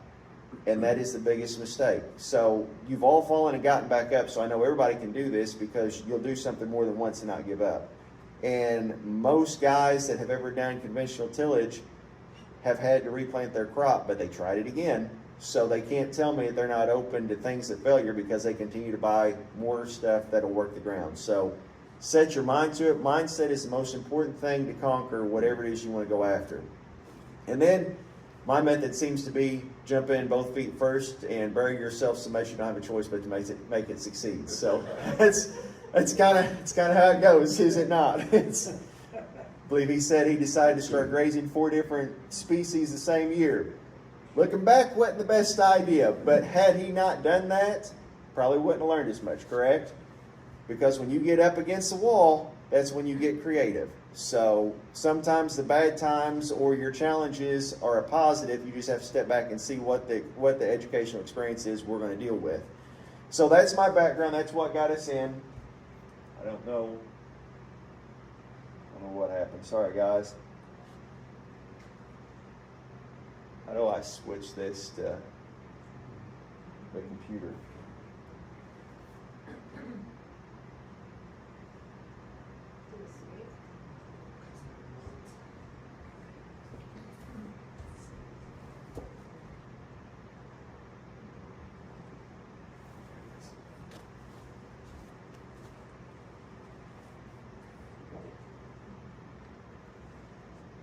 Okay, so didn't have a chance to put a slideshow together today because thank goodness Derek texted me this morning and said, hey, we'll see you at 5 o'clock tonight, because I forgot. So it's not that I didn't want to be here, don't take it like that. We've got a lot going on, so thank you, Derek, for that. And I do best off the cuff. This is my son standing in the field in front of my house. There's a lot to be said for this picture. One, it's green. This picture was probably taken mid-March, so a couple weeks from now. I lost all my pictures. The computer I had all my pictures on, it crashed last year. And like somebody that doesn't pay attention to everything he needs to be paying attention to, I didn't have them backed up on anything, and I can't get that computer to work. So I apologize. I got a very small selected group of pictures, but good news is we're going to take more pictures now. So next time I come back, we're going to have more pictures. But this is a mix of cereal rye, ryegrass, rapeseed, crimson, oats, a few other things, and I'm going to touch on the importance of the diversity on that here in a minute. So there you can see, sorry guys, There you can see the diversity. We've got hairy vetch right there with the blue tint as the cereal rye. We've got the clover. Diversity is key. Diversity is key because we alone as humans can't live off one food source. Some of us try, most of us fail. So same way with grazing, we've got to have diversity. And we were just talking about this before the meeting started. There is so much biology in the soil that we are trying to force feed off corn and soybeans. The problem with that is when we go into monoculture, they only secrete certain chemicals. Our biology lays dormant in the soil, which in turn leads to us putting band-aids or amendments to the soil because our soil is dead or dormant. And that's why we have resistant weeds. Mother Nature is an opportunist, and she knows when she's in trouble, and that's why we have certain weeds come up as a last-ditch effort to keep the soil alive. Mother Nature's letting us live off of it, but if we don't take care of it, she will crush us like a bug. We have seen that since the beginning of time. Study history. There's been many civilizations that rose up and died because they destroyed their soil. So that's exactly why it is what it is. This is just more pictures. This is what I like to see. So this is probably judging from the trees mid-April, so I apologize. My fields look like this right now. When the rain comes, we'll see the water run off and it'll be clear. But I retain a lot of water because what is going on here? For starters, that plant at this stage, well, that had my son in, I think it was hitting him by his belly button, so it's hitting me probably mid-thigh. All that raindrop has to hit something before it hits the ground, okay? Raindrops create an immense amount of compaction. We know this because when we have work ground, it creates a crust, right? That's because you have a force falling from a very elevated height and it's sudden impact. And if you watch close-ups, I mean, when a raindrop hits the water, what happens? It explodes. Same thing on our soil. When I have all this out there, she's not hitting the soil exactly right on. Like it'll hit those leaves and it'll run down. Engineered to prevent erosion. We tried to stop it. So, like I said, today I'm going to talk on my wife's pumpkin patch because I'm getting bored with the corn and soybean aspect. These are not in order. And I may not have them all on there. So, here we have, this is her pumpkin field, this is her corn maze back there.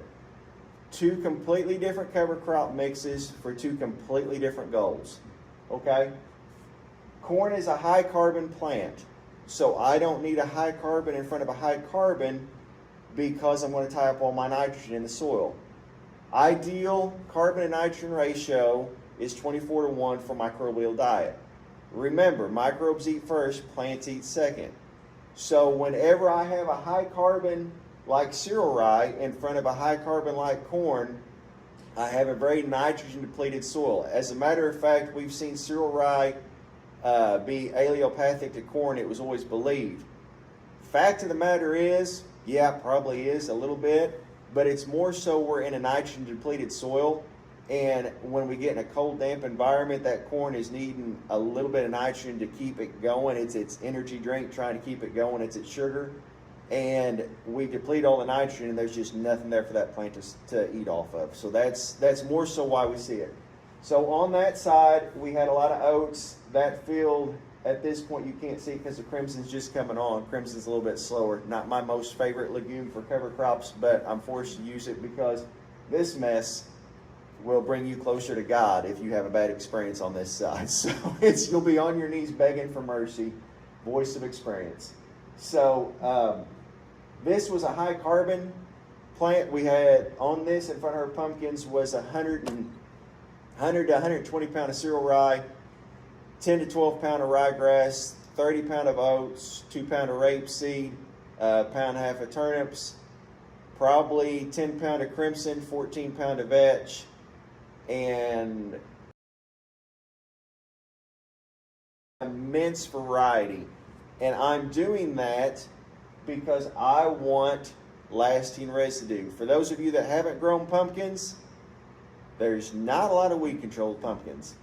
And she happens to run a U-pick pumpkin patch where everybody's out there walking around with their family, taking pictures, and we need a pretty field. So, like I said, I fought her with pumpkins the first few years because pumpkins you have to spray fungicide on all the time to help keep those things alive. I think they just lie there every day and wonder what can kill them next. That's kind of my attitude on a pumpkin. But nonetheless, she's forced me by doing this. I thought it was a negative. It's been more of a positive because I've pushed the operation even harder. But by implementing cover crops, a lot of things have happened. Remember I said that when raindrops hit the soil, it explodes, right? Most of our disease is soil-borne, okay? So if I'm not, here we go again. If I'm not letting the rain hit the soil, what have I done? Minimize my issue of contaminants from the soil on the underneath side of the leaves, which is the most vulnerable part of the plant in any species, okay?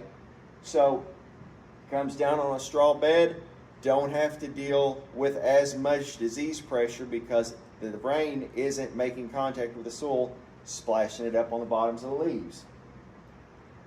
So with this mess, and I thought I had a picture on here, I roller crimped this down the night before. Most of our work's done at night because we like to load ourselves up with too much.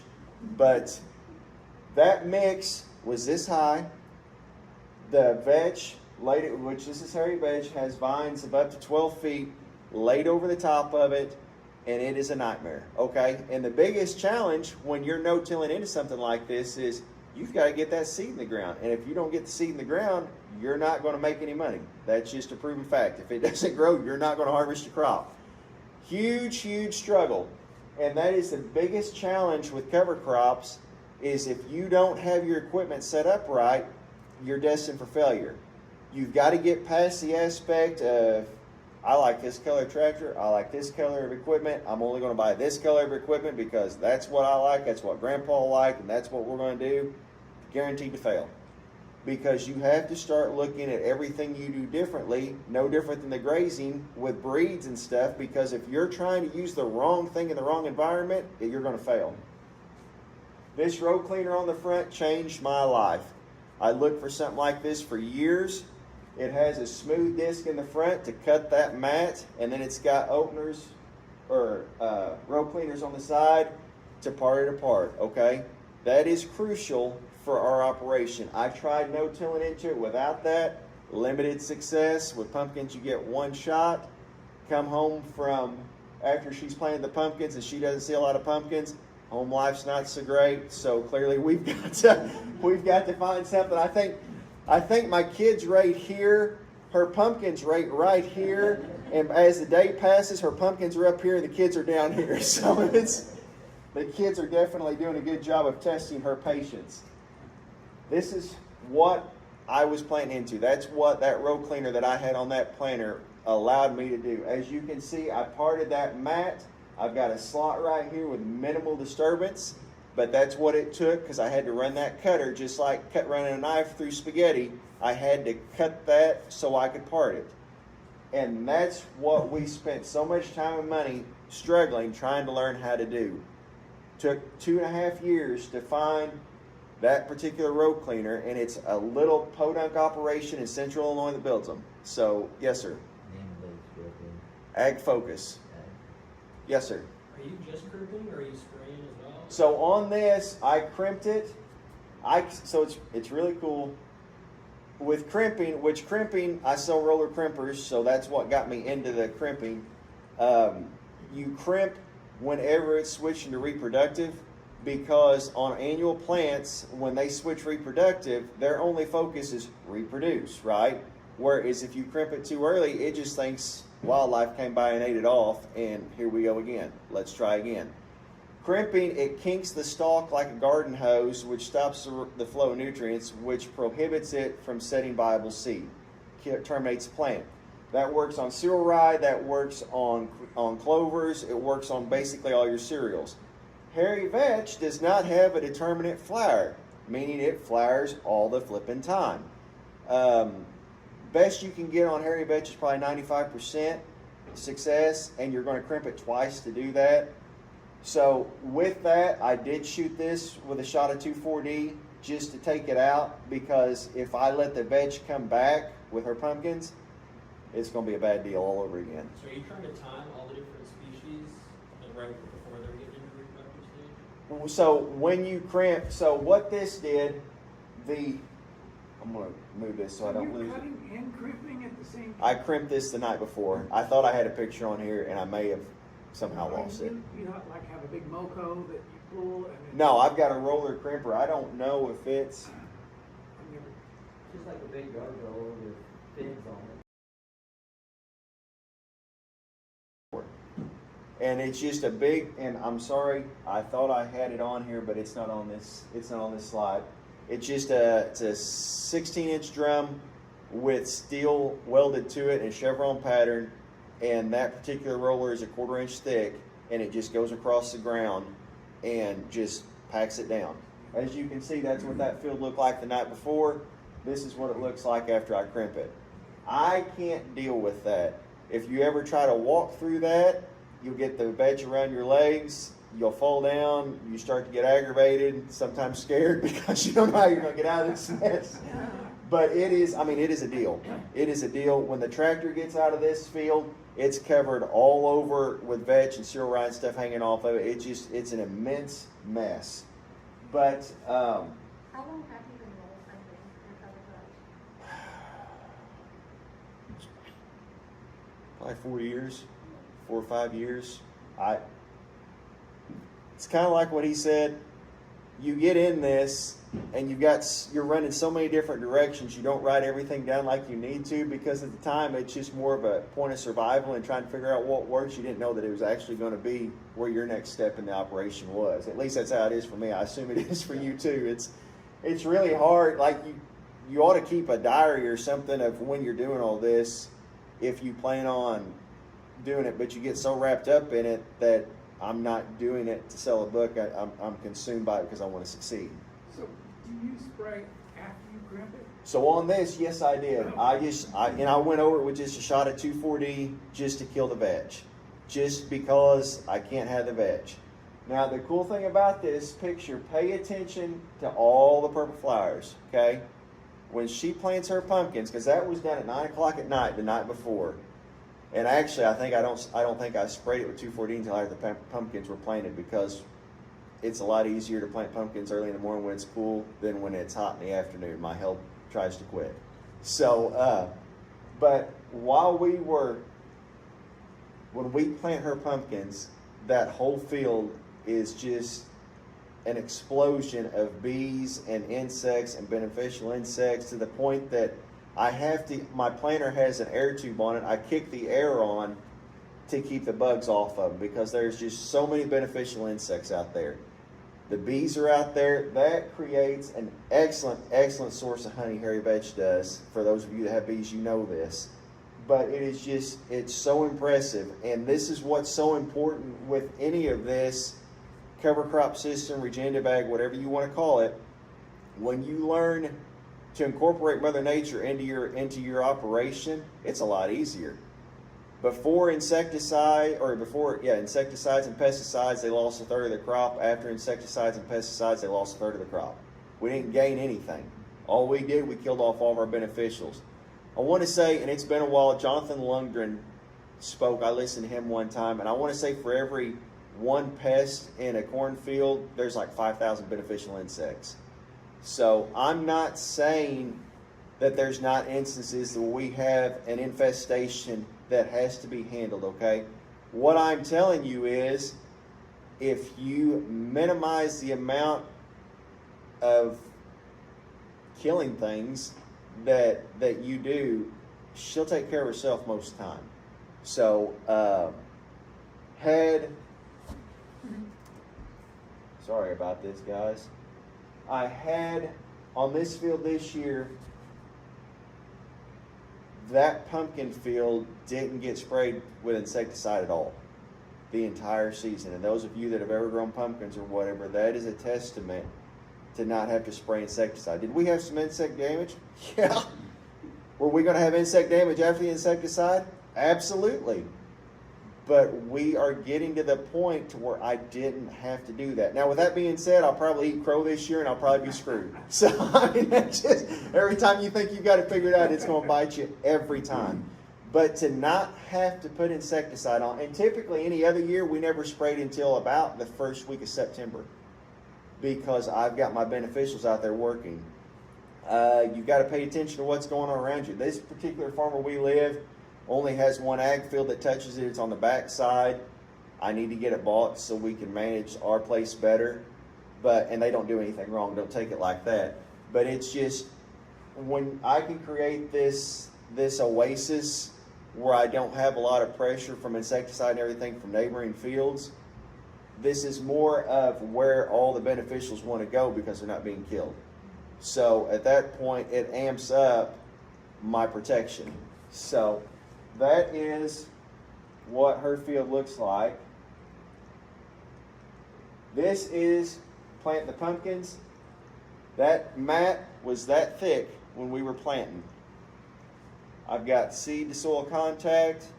I've got minimal hair pinning, which means I take this stalk and I pin it down in the trench. Now with this system, I don't get guaranteed 100% seed closure, okay? Believe it or not, God didn't plan it with perfect seed closure to start with when he started with it. I mean, that's just how it is. Now, we have been bred that it has to be perfect, it has to be perfect, it has to be perfect. And I'm not saying that that doesn't help. But I'm saying this type of system, when you have healthy soil, and this soil is not healthy to where it needs to be. I've only owned this farm for 12 years, and it was a wore-out hay farm before that. So, I mean, it's been a major transformation. But when you have this environment, it doesn't always have to be perfect, and you're still going to get a pretty good stand. But what I'm showing here is we parted it. I can get the seed in the ground. How we plant the pumpkins, she sets on the back of the planter. That planter's old enough it still has a spot behind it. And we take the seed boxes off and we drop the seeds in. It's a very scientific method. Typically we go 1, 2, 3, drop, 1, 2, 3, drop. Problem of it is, when your workers start talking, they forget that they're supposed to be dropping seeds. So it's not a guaranteed foolproof plan, but nonetheless it works for us. She does about 60 different varieties. That's why we have to do it this way, because I can't set a planter up to plant 60 different seed sizes in the course of 10 acres. It'd be a flipping nightmare. And yes, I know there becomes management issues with blooming and all that. Guys, it works for us. Is it 100%? Are we getting maximum yield out of each variety? Probably not. At the end of every season, we've got pumpkins left over. I'll run the crimper out there, smash the pumpkins up. We run the drill over the top of it, plant the fall cover crop, and go on, okay? So it's not like I'm a production for the yield. I've got to have so much yield off that acre to be successful. There's a lot more going on this operation than just the end. How many pounds of pumpkins can we get off an acre, okay? So please understand that as well. It's not like we're a commercial production operation. That's what it looked like after the fact. So right there is the row where the pumpkin is planted. So still, all this dense mat is on top. Right here is a mound that it looks like that it probably drug a little bit. That's what I hate to see, because if I drug it, that means that I've got some bare soil somewhere, okay? That's what I don't want to see. Or it could just be the shadow. That's our pumpkin field somewhere about the end of July, okay? No residual herbicide or anything's applied to that. That is just, remember, Mother Nature is an opportunist. So, and she has to survive. The soil has to live. Guys, the only thing that matters to Mother Nature is that her soil lives. The only thing that matters. Doesn't care what else goes on. It has to support the biology in the soil. That's why we get weeds. When I have this type of cover, I'm not getting sunlight to the ground, okay? We're not germinating some of those weeds. When I have this type of diversity, I don't have the weed pressure on my winter annuals and stuff that I typically would have, because we have addressed the needs of the biology with a multitude of different species and different sugars and stuff we're releasing into the soil.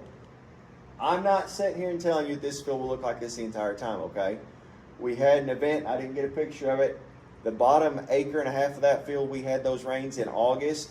It flooded, raised the thatch up, moved it, and here came the weeds. So, I mean, it just, and of course, that's right where everybody walked through. So at that point, we get the mower out, we mow that off because we lost the pumpkins anyway.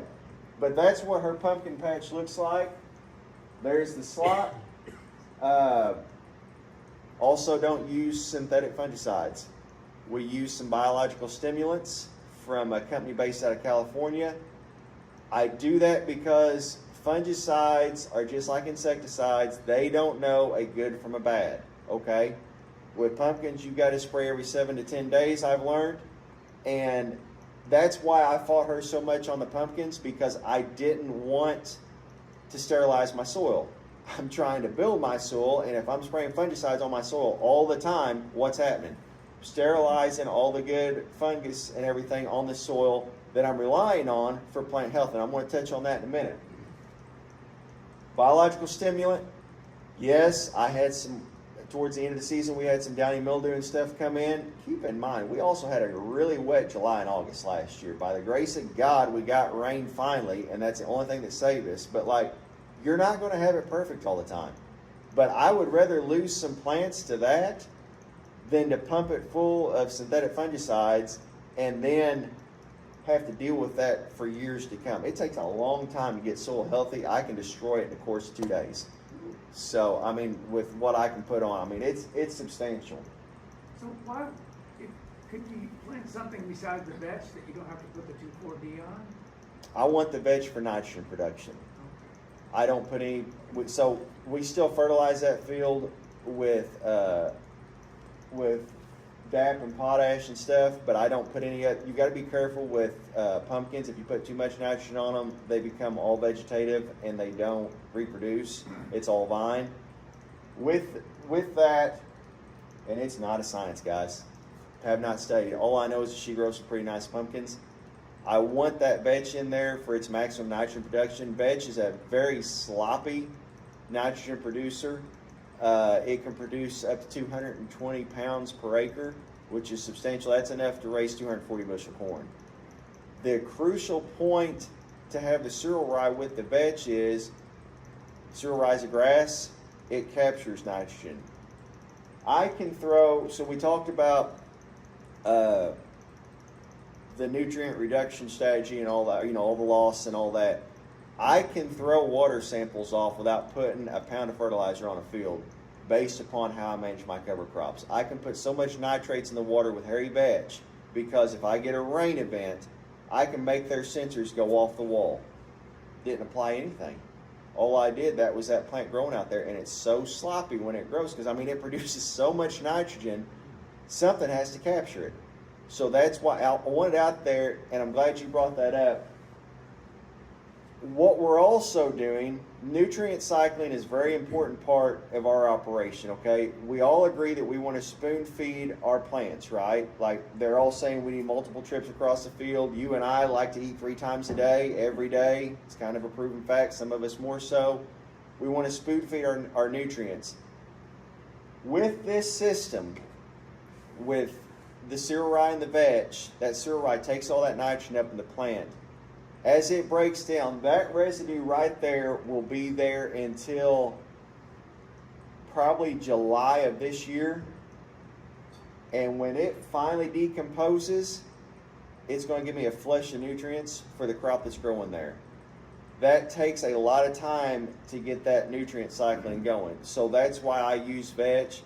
2,4-D doesn't bother me a whole lot. Yes, I know it's not perfect, but guys, this isn't a perfect world we live in. I mean, it's not a utopia. I'm going to have some bad that I have to do. I haven't figured it out yet. I don't like crimson as much. Crimson only produces about 130. It's not near as much. It doesn't give me the netting qualities that the hairy vetch does. Notice on this field, which is just crimped the night before, there's no cereal rice standing up. There's no cereal rice standing up. There's no stragglers because the vetch packs so tight, it holds that mat together as well. So I'm also looking at the architecture of the plant too and how it reacts because I use the vetch for as much weed control as I do the cereal rye, and that's why the crimson just doesn't give me it. And also hairy vetch, I can plant it a little bit later, and it also It tolerates a little bit wetter soils as well. Crimson clover, if wheat won't survive in that field, neither will crimson clover. And that's why I utilize hairy vetch. So also hairy vetch is by far my most favorite legume that I can deal with. It also gives me the most grief for if my equipment's not set up right. But a pure stand of hairy vetch will create a soil that is so sticky you'll claim it's muddy because that soil is so mellow, because there's so much nitrogen pumped into that soil right there, it becomes sticky, and it's just like planting into a cloud. That's the best way I can describe it. It's just like potting soil. Hairy vetch it completely transforms the soil instantly, the top few inches. So that's another reason why we utilize it. So here, this was taken mid-October, so I knew we were running late this year. Guys, I have seeded cover crops every way known to man as far as getting them established. Okay, when Dad started, we were flying them on with an airplane into standing corn. Okay, worked good. We did that for 10 plus years. Of those 10 plus years, we probably had 2 that it was kind of iffy because we didn't have enough soil moisture. When we throw it on top, we're dependent upon what type of soil moisture we have to get it to germinate, okay? This particular field, the guy that helps me on the farm, he's got himself interested into cattle. And he wanted to start grazing the cover crop in between. And I'm like, hey, let's do it. This is great. We need to try this, right? There's so much going on with the biology. And Logan and I talked about this earlier, but he didn't want to get into it. The saliva, when cattle graze, stimulates the biology in the soil. We always thought it was the manure that was the positive of livestock and so forth. It's not so much. It's the saliva when they graze. Manure still brings good attributes to it, but when a cow bites off part of the plant, there's a multitude of things that happen there. The saliva goes into soil, and the saliva, just like yours and mine, is full of biology, and it just pumps the ground. That plant reacts completely different. It boosts it more, and it's a very, very impressive thing that we've got going there. So anyways, back to where I was at before we got on that rabbit hole. We seeded this with a drone because I knew I was running late this year on harvest. So I thought, we'll try the drone out. They say this is the next big thing. It worked. We got a pretty good stand. That was about 100-pound of treated kale, 12 to 15 pound of ryegrass. We've got some rapeseed in there, and it had some crimson in there. He's going to turn the cows will be out on it right now, but I've been busy. We haven't got the fence built around the place yet, and he's going to turn the cows out on it probably next week. We're going to graze that for a while, and then we're going to plant the beans into it after that, okay? But he's doing that for a multitude of reasons. His dad happens to own that ground. It had been depleted off the previous operator. He wants to see that soil rejuvenate, and that's the quickest way to do it. He enjoys the cows because he wants his kids to be raised the same way he was, so he wants the cows out there. And plus, guess what he's not feeding when those cows are grazing this out there? No hay. Hay, if done right, can be a good food source. It will never compete with what live plants can provide for a cow. Am I wrong? I mean, that's just, if we can put live plants out there all the time, their daily weight gain and everything is going to be substantially greater.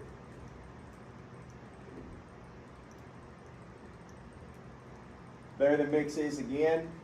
This, as you can tell, I just picked the headlands off, and this was in the field. So that field right now is just about over the corn stalks, which we harvest the corn stalks probably about just below my knee. And or we harvest the corn, so the stalks are sticking up about that high, and it's just about over that. And then he's going to turn the cows loose once he gets the fence up. Why I'm talking about this is there's so many different things we do with cover crops, okay? And there's so many benefits that we can utilize from that. If we can get this system working, which I know we can because they do it nationwide, it's going to cause us to put more cattle in the operation to benefit the soil. I mean, we never ever used to be, I'm only a corn and soybean farmer. Farms used to be pretty well self-sufficient, okay? My great-grandpa used to say, my dad told me that the only way to get corn off the farm is to walk it. Because He was planting enough corn to feed the livestock, sell the livestock. Guess what? He knew what he was doing because he didn't have commercial fertilizer. And he was utilizing everything on there. Through use of shortage of labor is what we want to blame it on, more so on human laziness and listening to, hey, there's an easier way. It has got us away from this train of thought. You are going to see a transition go back to this because any of you that raise your own beef or buy a cow off a local farm, you've noticed the beef tastes a lot better when it comes out of that package from the packer instead of getting it at your grocery store, right? I mean, it's not even comparable. It's night and day different. It's quality to food source, okay? And I'm not saying all cows are like this, but I mean, it's just the better food source we can do, the better food source we provide ourselves.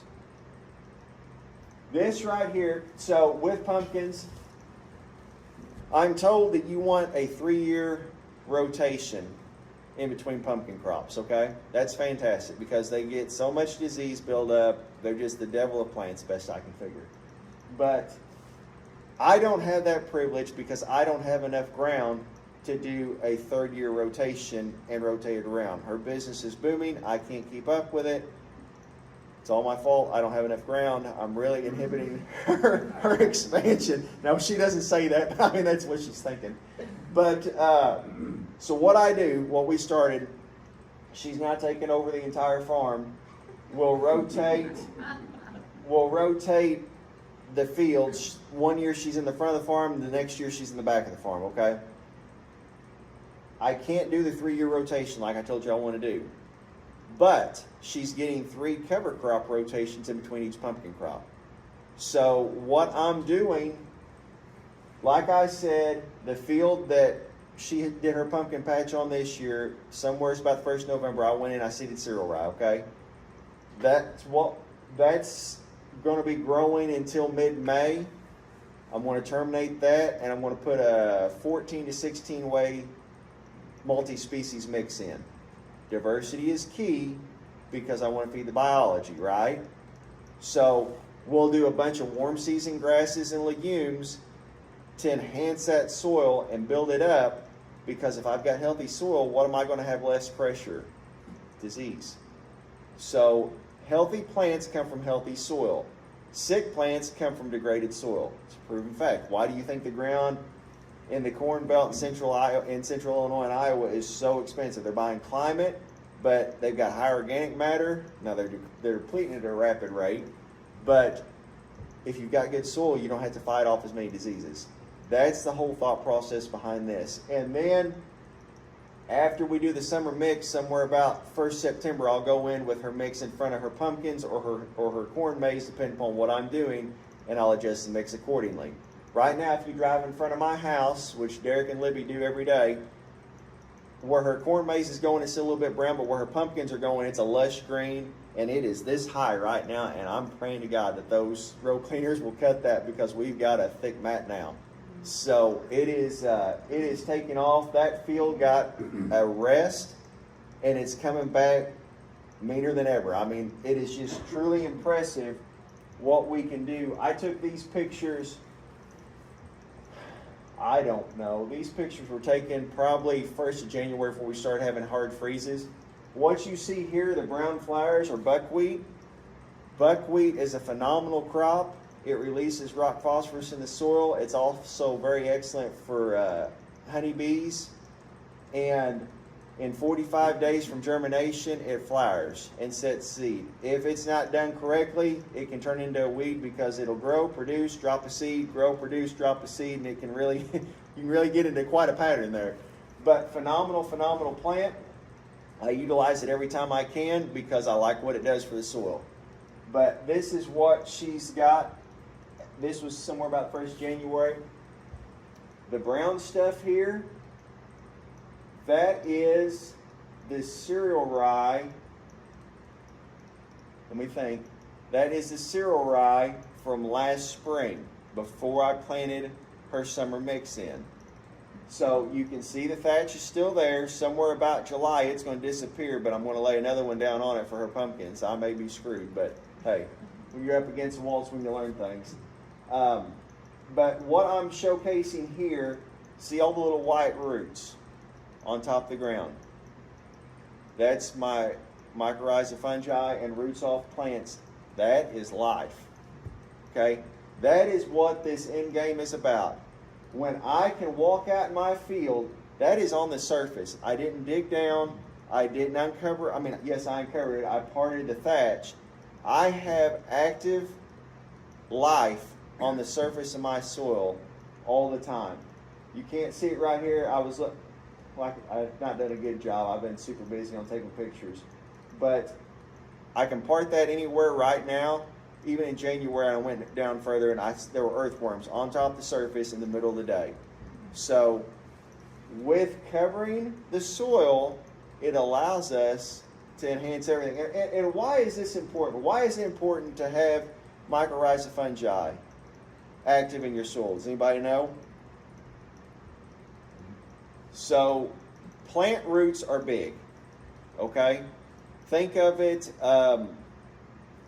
like your hand. Your fingers are big, right? They won't go in every hole in the soil. The hair on your hand is a lot smaller, right? It's filling voids that you don't see if you stick it down the soil. They attach themselves to the roots of plants, and in exchange for carbon that the plant is harvesting, they're providing nutrients and water to the plant. That it works its way through the soil. It's a major network inside the soil. Also, it's also how plants communicate. How many people in here knew that plants communicated? We're going to start smelling it pretty soon when we start mowing our grass, right? Why do we smell fresh cut grass? Because it is screaming out that it's under attack. So plants communicate through releasing of chemicals and also through scents. When plants get under stress and they secrete different chemicals into this, whether it be an insect attack or whatever, the goal is to protect the species. Everything wants to live and reproduce. Everything on Earth wants to live and reproduce. By doing this, it can alert all of its neighbors that, hey, I'm under attack, a bug's eating on me or something, and it changes its chemical composition to alter whatever it is that's attacking it so it's not palatable. And that's why it's so important. Think of it like a bunch of phone lines underneath the surface. It's covering everything, and that's how they're communicating. Once again, goes back to how do our plants fight off things naturally without us having to put all the amendments on it. This is part of it. When I leave this soil bare and I drag a tillage tool through it, what happened? She gone. No more.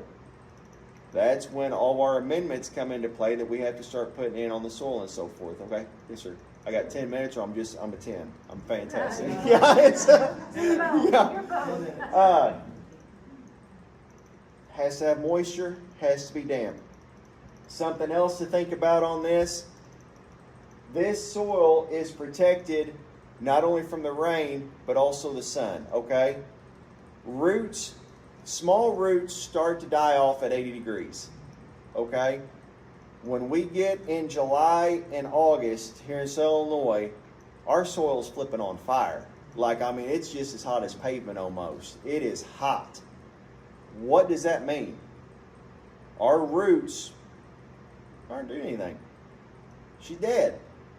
So by having this type of environment, I'm keeping it cooler so I have expanded root growth underneath surface soil.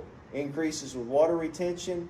It increases on biology. When I can walk out my cornfields and I can pull back the thatch, and in the dead of August, I can have earthworms at the surface. I've got good soil moisture. I've got good soil temperature. I've got the plant doing everything.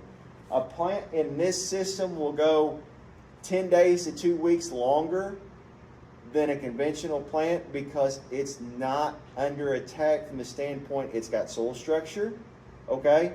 It has water retention, has reduced compaction, doesn't have a plow layer because I have eliminated that through the use of certain cover crops. I'm pulling water from 6 feet down. It's just a completely different system, okay? This is more pictures of that buckwheat that we've got growing. That's that field. That's the field in front of my house that wouldn't raise 130 bushel corn the year I took it over. I never will forget my brother bought a friend of his over. We were riding four-wheelers the day I closed it, and she said, look, this farm grows baby ears because the corn was this long on that farm. Compacted, beat all to heck, completely abused and neglected. This soil sample, I took a shovel, crumbled it, see all the soil particles and how it looks like black cottage cheese that is held together by the sugars, the polysaccharides that are released by the roots, and it creates soil structure. In this system, I've got a lot of water holding capacity. I have a lot of air movement through there. I have good channels for earthworms and roots to go through because I don't have a dense system. Think back to the snow. When it's loose, it's fluffy, right? Water runs right through it. It'll hold a lot of water. We walk over the top of it, it's a puddle of water right there. Nothing's going underneath it, okay? And I know that's extreme, but guys, it is not much different than our soil, okay? Also with that thatch that I showed you right here, you're not going to believe this. When you take a tractor across the top, which weighs a lot, right? By having this on there, it's not making direct contact with the soil particles. I'm not getting the compaction. Now, yes, we have equipment that weighs enough that I can still compact the devil out of it. Okay, that's not the point. But when I have a buffer there, it helps reduce that. Okay. Also, we talked about plant seeds lasting for years on the soil, right? A cricket will eat up to 20 ryegrass seeds per evening. I know this because we have failed time and time again of interseeding our cover crop into soybeans, and it didn't dawn on me until I'm driving a grain cart across the field, and it was a tidal wave of crickets in front of the tractor. Guess where those little boogers were living? In this flipping mess. And I couldn't get it to stay in a cover crop by putting it over the top because the little boogers were doing their job. They were eating the seeds. Once again, educational experience. You got a lot. The more that I learn, the less I know, because it just creates a whole new world of problems every day that we wake up. But it's a good thing. I mean, we're excited about it, and that's what we want to do. But this right here is what it's all about, and the only way to get to this is through that. This will get better. This will get better year in, year out. I promise you that. Ryegrass as a cover crop started its research probably 20 years ago on one of my customers' farms in Enfield, Illinois. That's where they started doing the research. I mean, this movement, like it or not, guys, got a strong start right here where we're at, within 50 miles where we're sitting. Ryegrass will break through fragipan. Dr. Murdoch from UK did studies on it and found that ryegrass secretes a chemical that breaks up fragipan soils, which we deal with. They cannot mimic it in the lab, and we can also get soil profiles, which soil profiles are just like different layers in the soil, right? We've got our A, Bs, our Cs, and all that. Through use of ryegrass, that particular farm now has organic matter leaching down through the soil, and you can see where a crawdad went down or whatever, that soil gets black around it because the soil has came back to life, and it's doing away with the lines that we are typically seeing whenever we dig a soil pit. It's truly remarkable. Yes, sir. Okay, so you've got all this cover crop you smashed down on there, and then you're done with your pumpkins. How do you plant your cover crop the next year? With a drill. Okay, you just drill it in. Just drill right into it. Okay, do you use your no-till drill or? Yes. Okay. Now, I'm not brand specific on much of anything, okay? But I will tell you this. There's only one branded drill that I have found that will get through most of what we're dealing with, and that's a John Deere no-till drill. Case IH came out with a good one too. But that design, how they've designed it, puts enough down pressure, it'll cut through this thatch. Some of your other no-till drills are conventional drills that don't provide enough down pressure. They're a poor design, they're loose, they're sloppy, they're cheap. You get what you pay for in life. If you don't have the right equipment, you're not going to get established. But yes, I can plant, well, I mean, all this that you're looking at, that, and you can see right there's a spot. That field, which Derek and Libby can attest to, was 8 foot tall last summer with sun hemp, sunflowers, cowpeas, is a flipping jungle, Sudan grass. everything. I didn't even crimp it. I just took the no-till drill in there and just drilled right into it. And I've got the, yes, I have a spot right here, and this is an excellent picture to show that there's not 100% success, okay? Not going to attest to that at all. Not perfect. But I have an excellent stand of cover crop through that field for the most part. And that is this tall. The tractor, when I'm planting it, I'm seeing the top, like it's over the hood of the tractor. And it's just, but it all goes back to you have to look at what equipment you're utilizing. It doesn't matter. If it doesn't do the job, it's not worth having. And if you don't have, well, just like the road cleaners, I'm planting into this mess. We were missing that aspect of our operation, and it gave me 9 kinds of heck when it came time to plant the pumpkins into that mess. So, guys, it's completely changed my operation. I can tell you this is going to become mainstream because you as consumers are going to demand that your food be raised in a manner of such because you are tired. The U.S. already sells at a discount price on the Chicago Board of Trade. Our protein levels on our corn or soybean is too low. We're already at a discount price. They don't want to talk about it, but we are not producing the quality that we need to produce. We're depleting our soils. We're filling in the Mississippi River. There is no reason why the Mississippi River is as muddy as it is, because we have the knowledge, we have the resources, we have the expertise. We just choose not to implement it. So it can be changed. Go ahead. So maybe there is some not knowing. So not everybody has money to buy these equipment from. Are there places that rent it? So your Soil and Water Conservation District have drills that you can do that. Guys, most of the stuff, yeah, depend upon where they're located at, they have that. Well, this picture right here, that's done with a drone, seated over the top, not incorporated, seated over the top. Yes, ma'am. So I was going to ask, like, if you don't have access to the drill or you don't have Just broadcast seated. Which ones of the species you're mentioning can be used to like improve a hayfield or a small pasture? So like when it comes to grazing, when you're going in, how do I want to say this? And help me out on this. When we're going in, say we're going in the fall, we had drought or whatever. You can put oats out there, stuff like that. Seem to do really good. In February, you can go in and you can upgrade a pasture with oats and stuff. Am I correct? Like, I agree, cereal rye also. yeah, triticale. So triticale is a mix between cereal rye and wheat. It's a hybrid between the two. The only difference is it's extremely palatable. It's got a root structure like cereal rye. And if you mix triticale and ryegrass together, and you know the proteins and stuff better than I do, it creates a feed that cattle prefer over silage if it's wet wrapped and so forth. So, Like a finishing quality food. yeah, I Finishing mean, beef on grass is very hard due to lack quality and basic pastures, but anything that he's talking about is finishing quality food. and you can go in on your pastures with a no-till drill and seed that in, and that's going to do a couple things for you, okay? For starters, it's going to get a different species in there. Mind you, this is an annual, so it's not going to last forever. It's going to give you a different species in there to kind of break it up. It's going to give you better rooting structure going into the winter. So think of roots like a sponge. So when you run cattle on a pasture, she's a pretty condensed point of contact for a lot of weight. I mean, what's a cow typically weigh? 1,100 pounds? Divide that by 4, that's a lot of pounds per square inch when she's going across it. Whenever, and I showed on this field, so he's going to graze that, and I'm not going to let him do it when it comes to monsoon. I will draw a line there.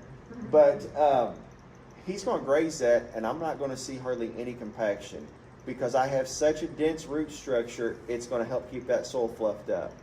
And that's substantial.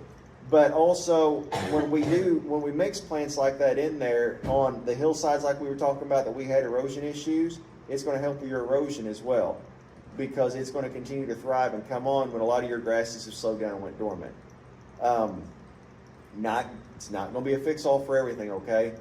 And if you just like my pumpkin field, for example, I'm not blessed with enough ground to give me the type of rotation I need to have, okay? So I've had to improvise my operation and alter it to mimic it the best I can to make it work. Same deal on your grazing, wouldn't you agree? Like sometimes if you don't have enough that you can separate all the paddocks, you may have to manage it more extensively to keep it green and keep it going. And please throw something in. Honestly, don't be afraid to de-stock. 'Cause like I said, we like to look at being grass farmers, not cattle farmers or livestock farmers. Because if you don't have the quality or the amount of forage need to be successful, and you're putting all these implements in, you're really going backwards.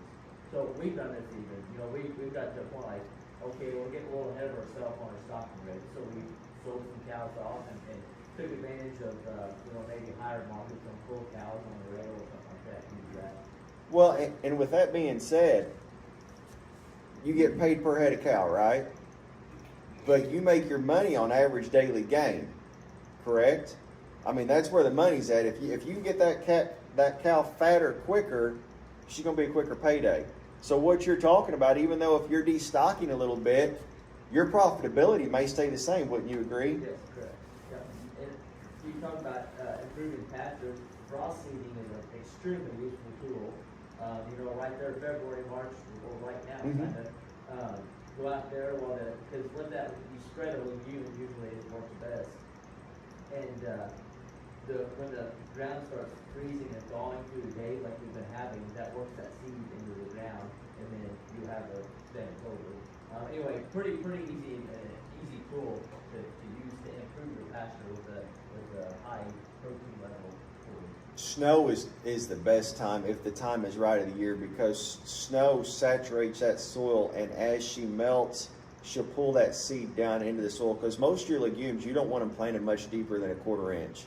Some of your clovers, 1/8 inch. If it's over an 1/8 inch, she's not going to germinate because she's too deep. I mean, these are little bitty plants, guys, and you've seen a lot of these seeds. So don't think that you have to have all this equipment to do this, because I mean, where there's a will, there's a way. We overseeded some hay fields 3 weeks ago with orchard grass, because orchard grass you can frost seed too. The problem with grasses, when you frost seed, they go off daylight and they go to reproductive. They don't set the roots, so typically when we come into August, they'll die out because they don't have a root structure to support them. Okay, so clover's a little bit different. They'll grow more prostate and so forth, but just keep that in mind.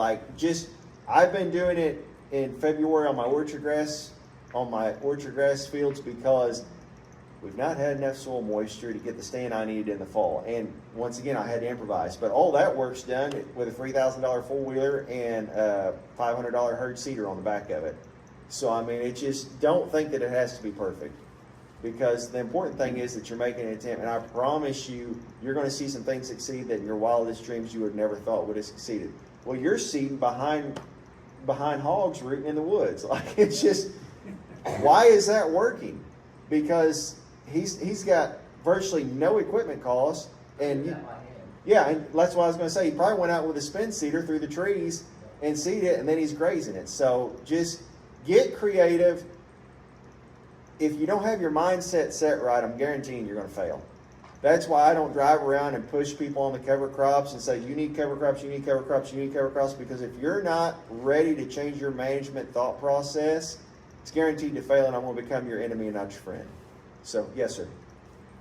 So, when you were talking about, as you were growing up, this is just how you learned how to do this with your dad, but taking your farm and say comparing it to neighbors or other farmers that you know, how much are you saving just dollar-wise and say? I don't like to talk about that, because what guys talk, so if I start putting dollar amounts up, you're going to hear that, if not you necessarily, but as a rule of thumb, you're going to hear, if I do this, I can cut $40 an acre out of my inputs.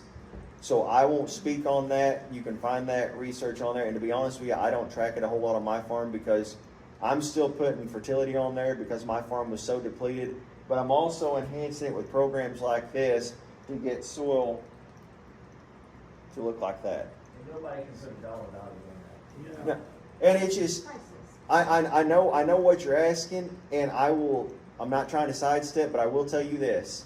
I started on the farm that we're looking at right here in 2012. That's the first year I farmed it. It wasn't managed like it needed to be managed, okay? The guy that farms with me, 2 years ago, he bought a farm 3/4 mile down the road. Lays the same soil type. That year we used the same fertility program, same seed corn variety, same combine, same planter, same everything. Planted within 3 hours of each other. Received the same amount of rainfall. Nothing was changed other than the management structure. Before that, there was a 40 bushel yield difference between the two farms on corn. So I can attribute that to about 4 bushel the acre increase by just getting the soil right. Because what he's mad as a hornet. Because he is livid hot. Because he paid top dollar for this ground. And I just did the same thing for the farm next to it. I paid top dollar for it, knowing that I have a depleted soil. He's got compaction issues. He's got erosion issues. The soil is so tight, it's just like that snowpack that we were talking about. You know, he can't get water to penetrate in. It's running off. This is going on his 3rd year. He's had ryegrass on there 2 of the 3 years. The farm's changing, and it's changing fast. But like, he's so mad because he knows what he paid for it. And what frustrates him is the guys that used to farm it are good farmers. Like, and that's like when you pull the soil samples and you start peeling back the layers of the onion, you start looking at it and you're like, why is this even acceptable? So I hope that answers your question, but I'm not going to sit here and tell you that you need to cut your resources, because especially in Southern Illinois, very few of us have ground that we can actually cut our resources back to start with. Now, that nutrient cycling that I was talking about, as I get that in motion, and I can speak on that because I have witnessed corn crops produce yields that far exceeded the amount of nitrogen that was applied, because a bushel of corn will only use or a unit of nitrogen will only produce so much corn. By having that soil right and that hairy vetch and so forth and that nutrient cycling, when Mother Nature hits it right with the rain and she releases it, it got a boost right when it needed it, and it shot the yields right through the roof. But I will never stand up and tell you can cut your expenses, because I'm gonna be honest with you, first few years it's gonna be more expensive. You got $35 to $45 an acre in seed costs that you're going out there. Let's offset that. If you were going to do tillage and you choose to leave tillage out of the equation, that's $50 to $60 an acre. You just traded dollars. Does that make sense? I always tell people that ground like you're talking about is like a drug addict. Yeah. You know, they're addicted to all these synthetic fertilizers, all these chemicals, all these inputs, and they're pounding. If you try to cold turkey it, I've tried it on some pasture land, And it fails. It's a nightmare. It fails every time. So there's several years that it's a weaning process to Mhm. get to the point where you're at. Yeah, and guys, we're still feeding this place. Now, if I implemented cattle on it, which is what I need to do, I know I need to do it. I've only got so many hours in the day, and I'm running out of them quick. But if I put cattle on it, it'll completely change the speed that I can transition that soil. Or any type of livestock, chicken litter, what have you. I'll resort back to cattle more so than not, because I'm really jealous that I don't have them grazing. So, and it's just the fact of the matter that I don't have the privilege to go out there and do it. I mean, it's mindset. It all goes back to mindset. I'm not ready to commit to it. Now, my oldest is going to be 8 years old in May. My youngest is 5. There's a pretty good chance they're going to be doing it. So that's going to be a totally different management scheme. But they're going to take that on. So, and I want them to, because I want them to learn at a young age how to transform and how to do something better than what I'm doing. I mean, that's the end game. I want my farm in better shape than what it was when I got it, for him right there. I want him to be able to take what I've done and multiply it tenfold. And I firmly believe, by being on this path, when you see nothing but life and opportunity here, okay? When you drive home, or when you drive to work in the morning, you look at a lot of these fields, you're going to see some purple flowers out there and stuff. You're going to see some fields that already been burned off. Nothing but death. Nothing good comes from death. So, and that's how I look at it. If I can get an operation set up to where it's all green, he's got a better chance than I did at making it. So, go ahead. Okay, question for us smaller farmers, they're just doing gardens. Mm-hmm. Now, I got a city truck to come in and dump tons in my gardens. Mm-hmm. I put hay down every year, I mean, that thick in Mhm. each garden. Straw, whatever I can get, manure, Mm-hmm. and chicken manure, cow manure, whatever, horse manure, and I age it, but I still have to till it up. Mm-hmm. Because you have a highly acidic soil with the leaves, you have a high carbon with the hay, you're in a nitrogen depleted soil, and your microbial life is degraded because you don't have enough oxygen taking place. Remember when I said the microbial diet is 24-1 on carbon and nitrogen? Leaves are acidic, so you've got to be careful with that. They're highly acidic, and you have to apply lime to offset that. Yeah, and I'm sure you have. I'm not attacking you. I'm just like trying to answer the question.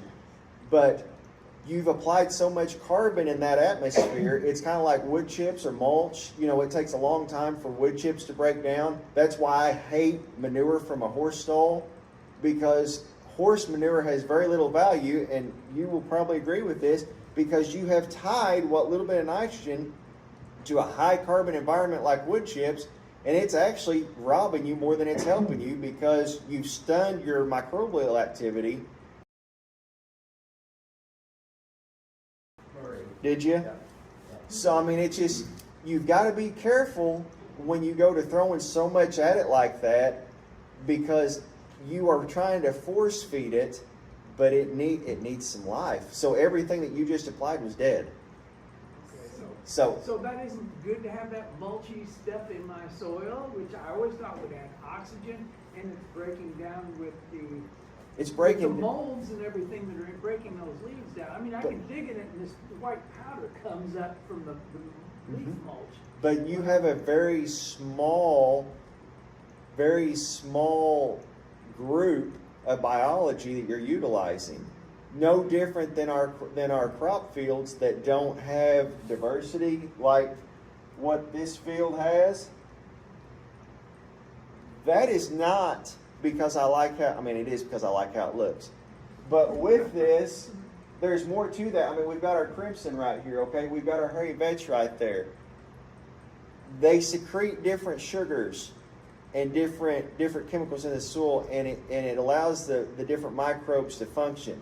If I go out there and I just continue to dump high carbon, it's going to happen.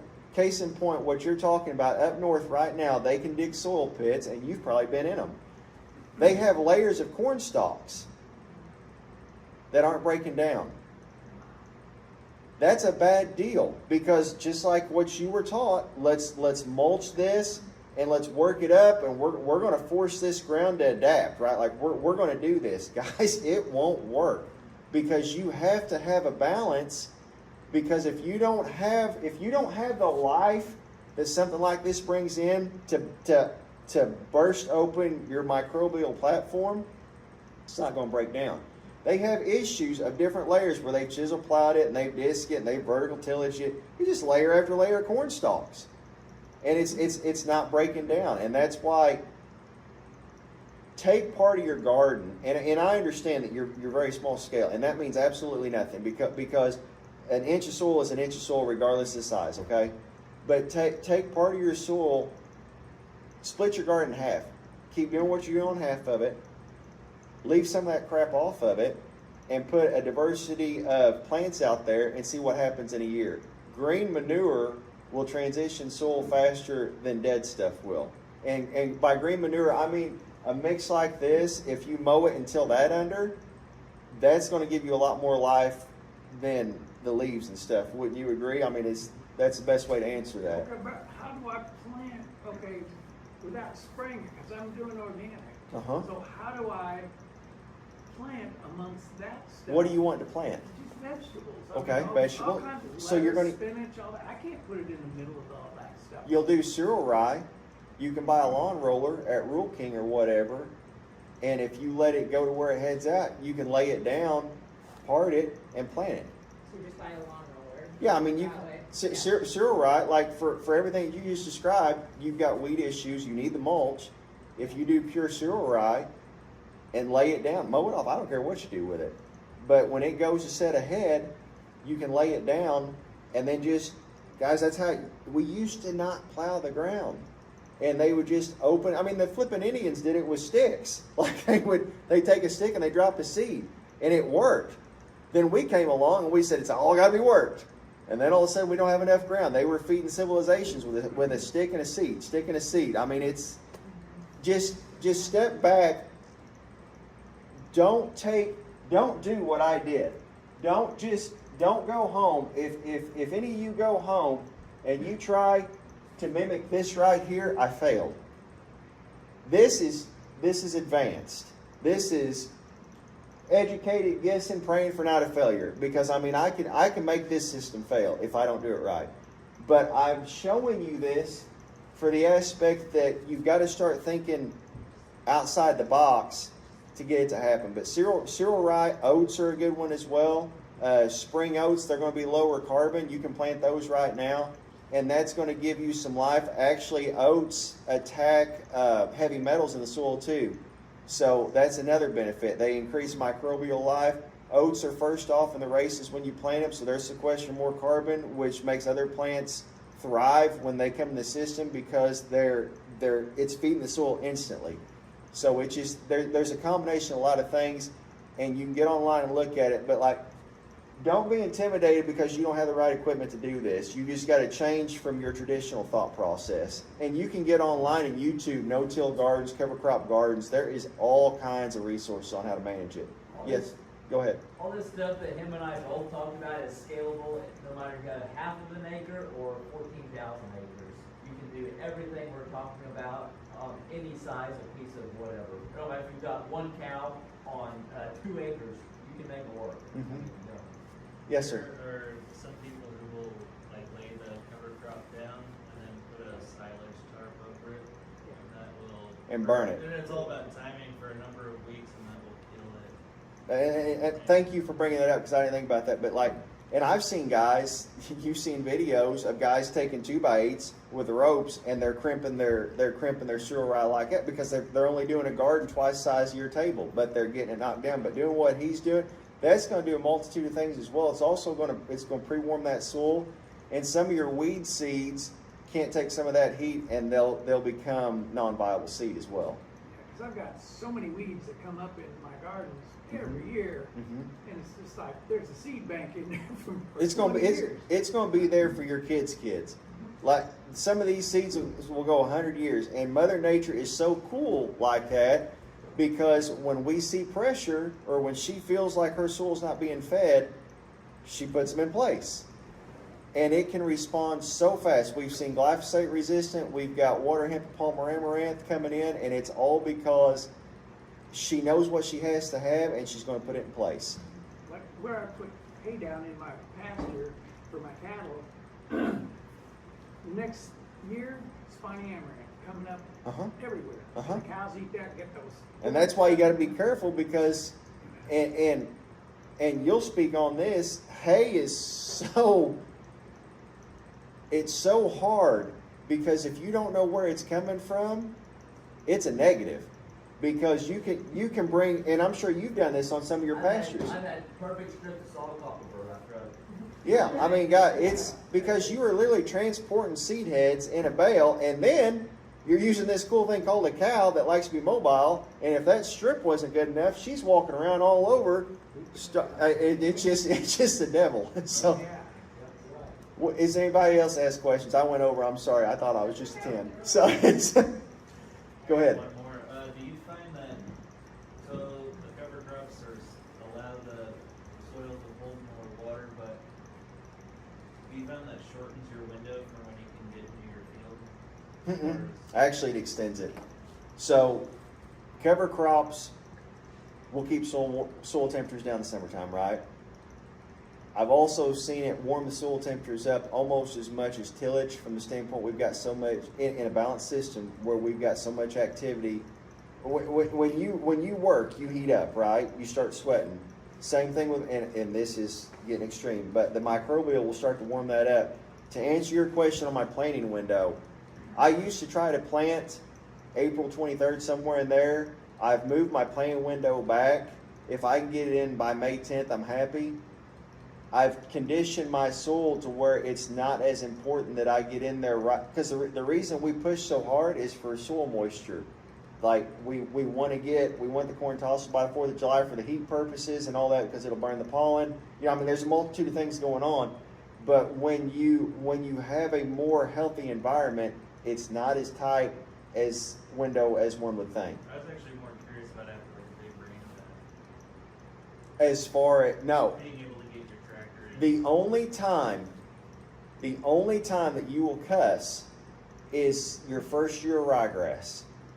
And the reason being, it's basic. You've got so many roots going down in that ground, and they are so concentrated because that soil's tight that in that instance you can see it where it'll smell like the soil's soured and it'll stay wet a little bit longer. But that all goes back to management and termination and so forth. Like cereal rye in front of my soybeans, my wife's pumpkin patch, that wasn't terminated until it was planted, because cereal rye takes so much water out of the soil. When managed correctly, it'll dry that soil out faster than if it was laying fallow. But if I terminate it and then we get a torrential rainfall, it does exactly what it's supposed to do. Kept moisture in the soil, and then it stays muddy, and they have yet to develop a tillage tool that can work that out of it. So it's all, you've got to back away and just think about what you're doing. For every action, there's a reaction, and that's kind of, but annual ryegrass the first year is the hardest because of the dense roots, and it holds all that moisture right there at the top. But after that first year, it's not bad at all. I have a quick question. So Yes, ma'am. Continuing on your planting schedule, when are you planting your cover crops in the fall? Since you have that Right after the combine. Okay. So ideally, cereal, we'll start the furthest and work our way back. Cereal rye I can take to Thanksgiving. Okay, we're not going to get a lot of growth, but I can take it to Thanksgiving. From there, it backs up really quick. I can take vetch. On the falls we've been having, and soil temperature and air temperature plays a huge role. We've been very fortunate. Like last year, it was very warm. I can take hairy vetch into the second week of October with no problem. Annual ryegrass I can take in the second week of October. Crimson really needs to be done by the first week of October. Oats I'll take in the first part of October. And with that being said, which goes back to what we were talking about, you got to know what you're working with. Clovers, ryegrass, they get damaged by cold winds, okay? So if I put oats with them, spring oats, because remember I said spring oats grow so fast, they provide an insulation, and I don't know if you can still see it, right?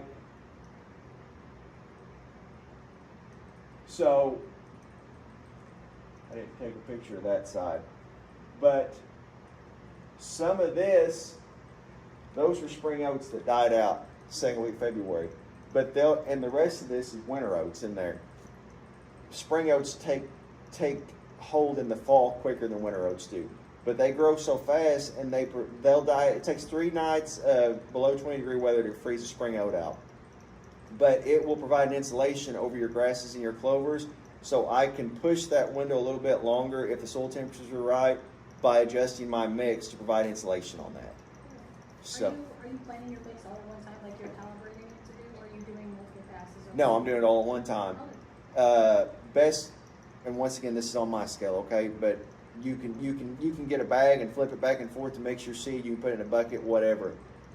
Grinder mixer is the best thing. So a feed mixer for cattle. That's what and all my customers, because it's expensive to have your cover crops blended to the tune of up to 18 to 20 cents a pound because labor is expensive. You can buy grinder mixers for between $2,500 and $5,000. It's crucial to turn the hammer mill off because then you just got expensive feed. But it'll just mix the seed, and then we just auger it off into the drill.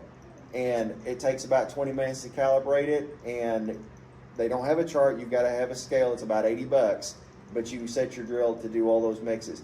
All these different mixes like different seeding depths, okay? You're not going to hit it perfect. Set it for a 1/2 to 3/4 inch and let her bump. Like, just don't get tore up on that because we can broadcast it over the top, but you can go too deep. So 1/2 inch to 3/4 is where we try to stay. Thank you. Any other questions? I'm gonna be fired. We're way over on time, so I apologize on that, guys. Let's give Derek and Libby a hand for hosting this evening. They put a lot of work into this, guys. These guys are very passionate about what they do. I never will forget the first time they showed up to my place. They had a dream. Derek's like, man, this is great. I don't know what to do. What can we do? Let's do it. And I'm like, hey, let's go. He had some educational experiences, but I mean, I'm telling you right now, they came down, they took a farm that was growing up, and they figured out a way to make it pay and bring life back to that soil. They're perfect examples that you can come from not knowing which, and I mean no disrespect, but they didn't have a background in ag, and they came and they set a plan out and they figured out a way to make it happen.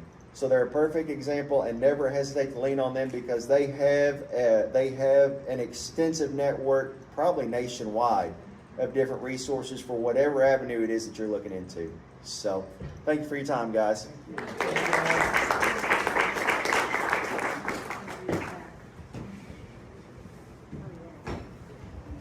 Well, thank you guys for coming. We appreciate it. Sorry we ran over a little bit, but thank you to Logan and to Adam for just sharing their knowledge and information.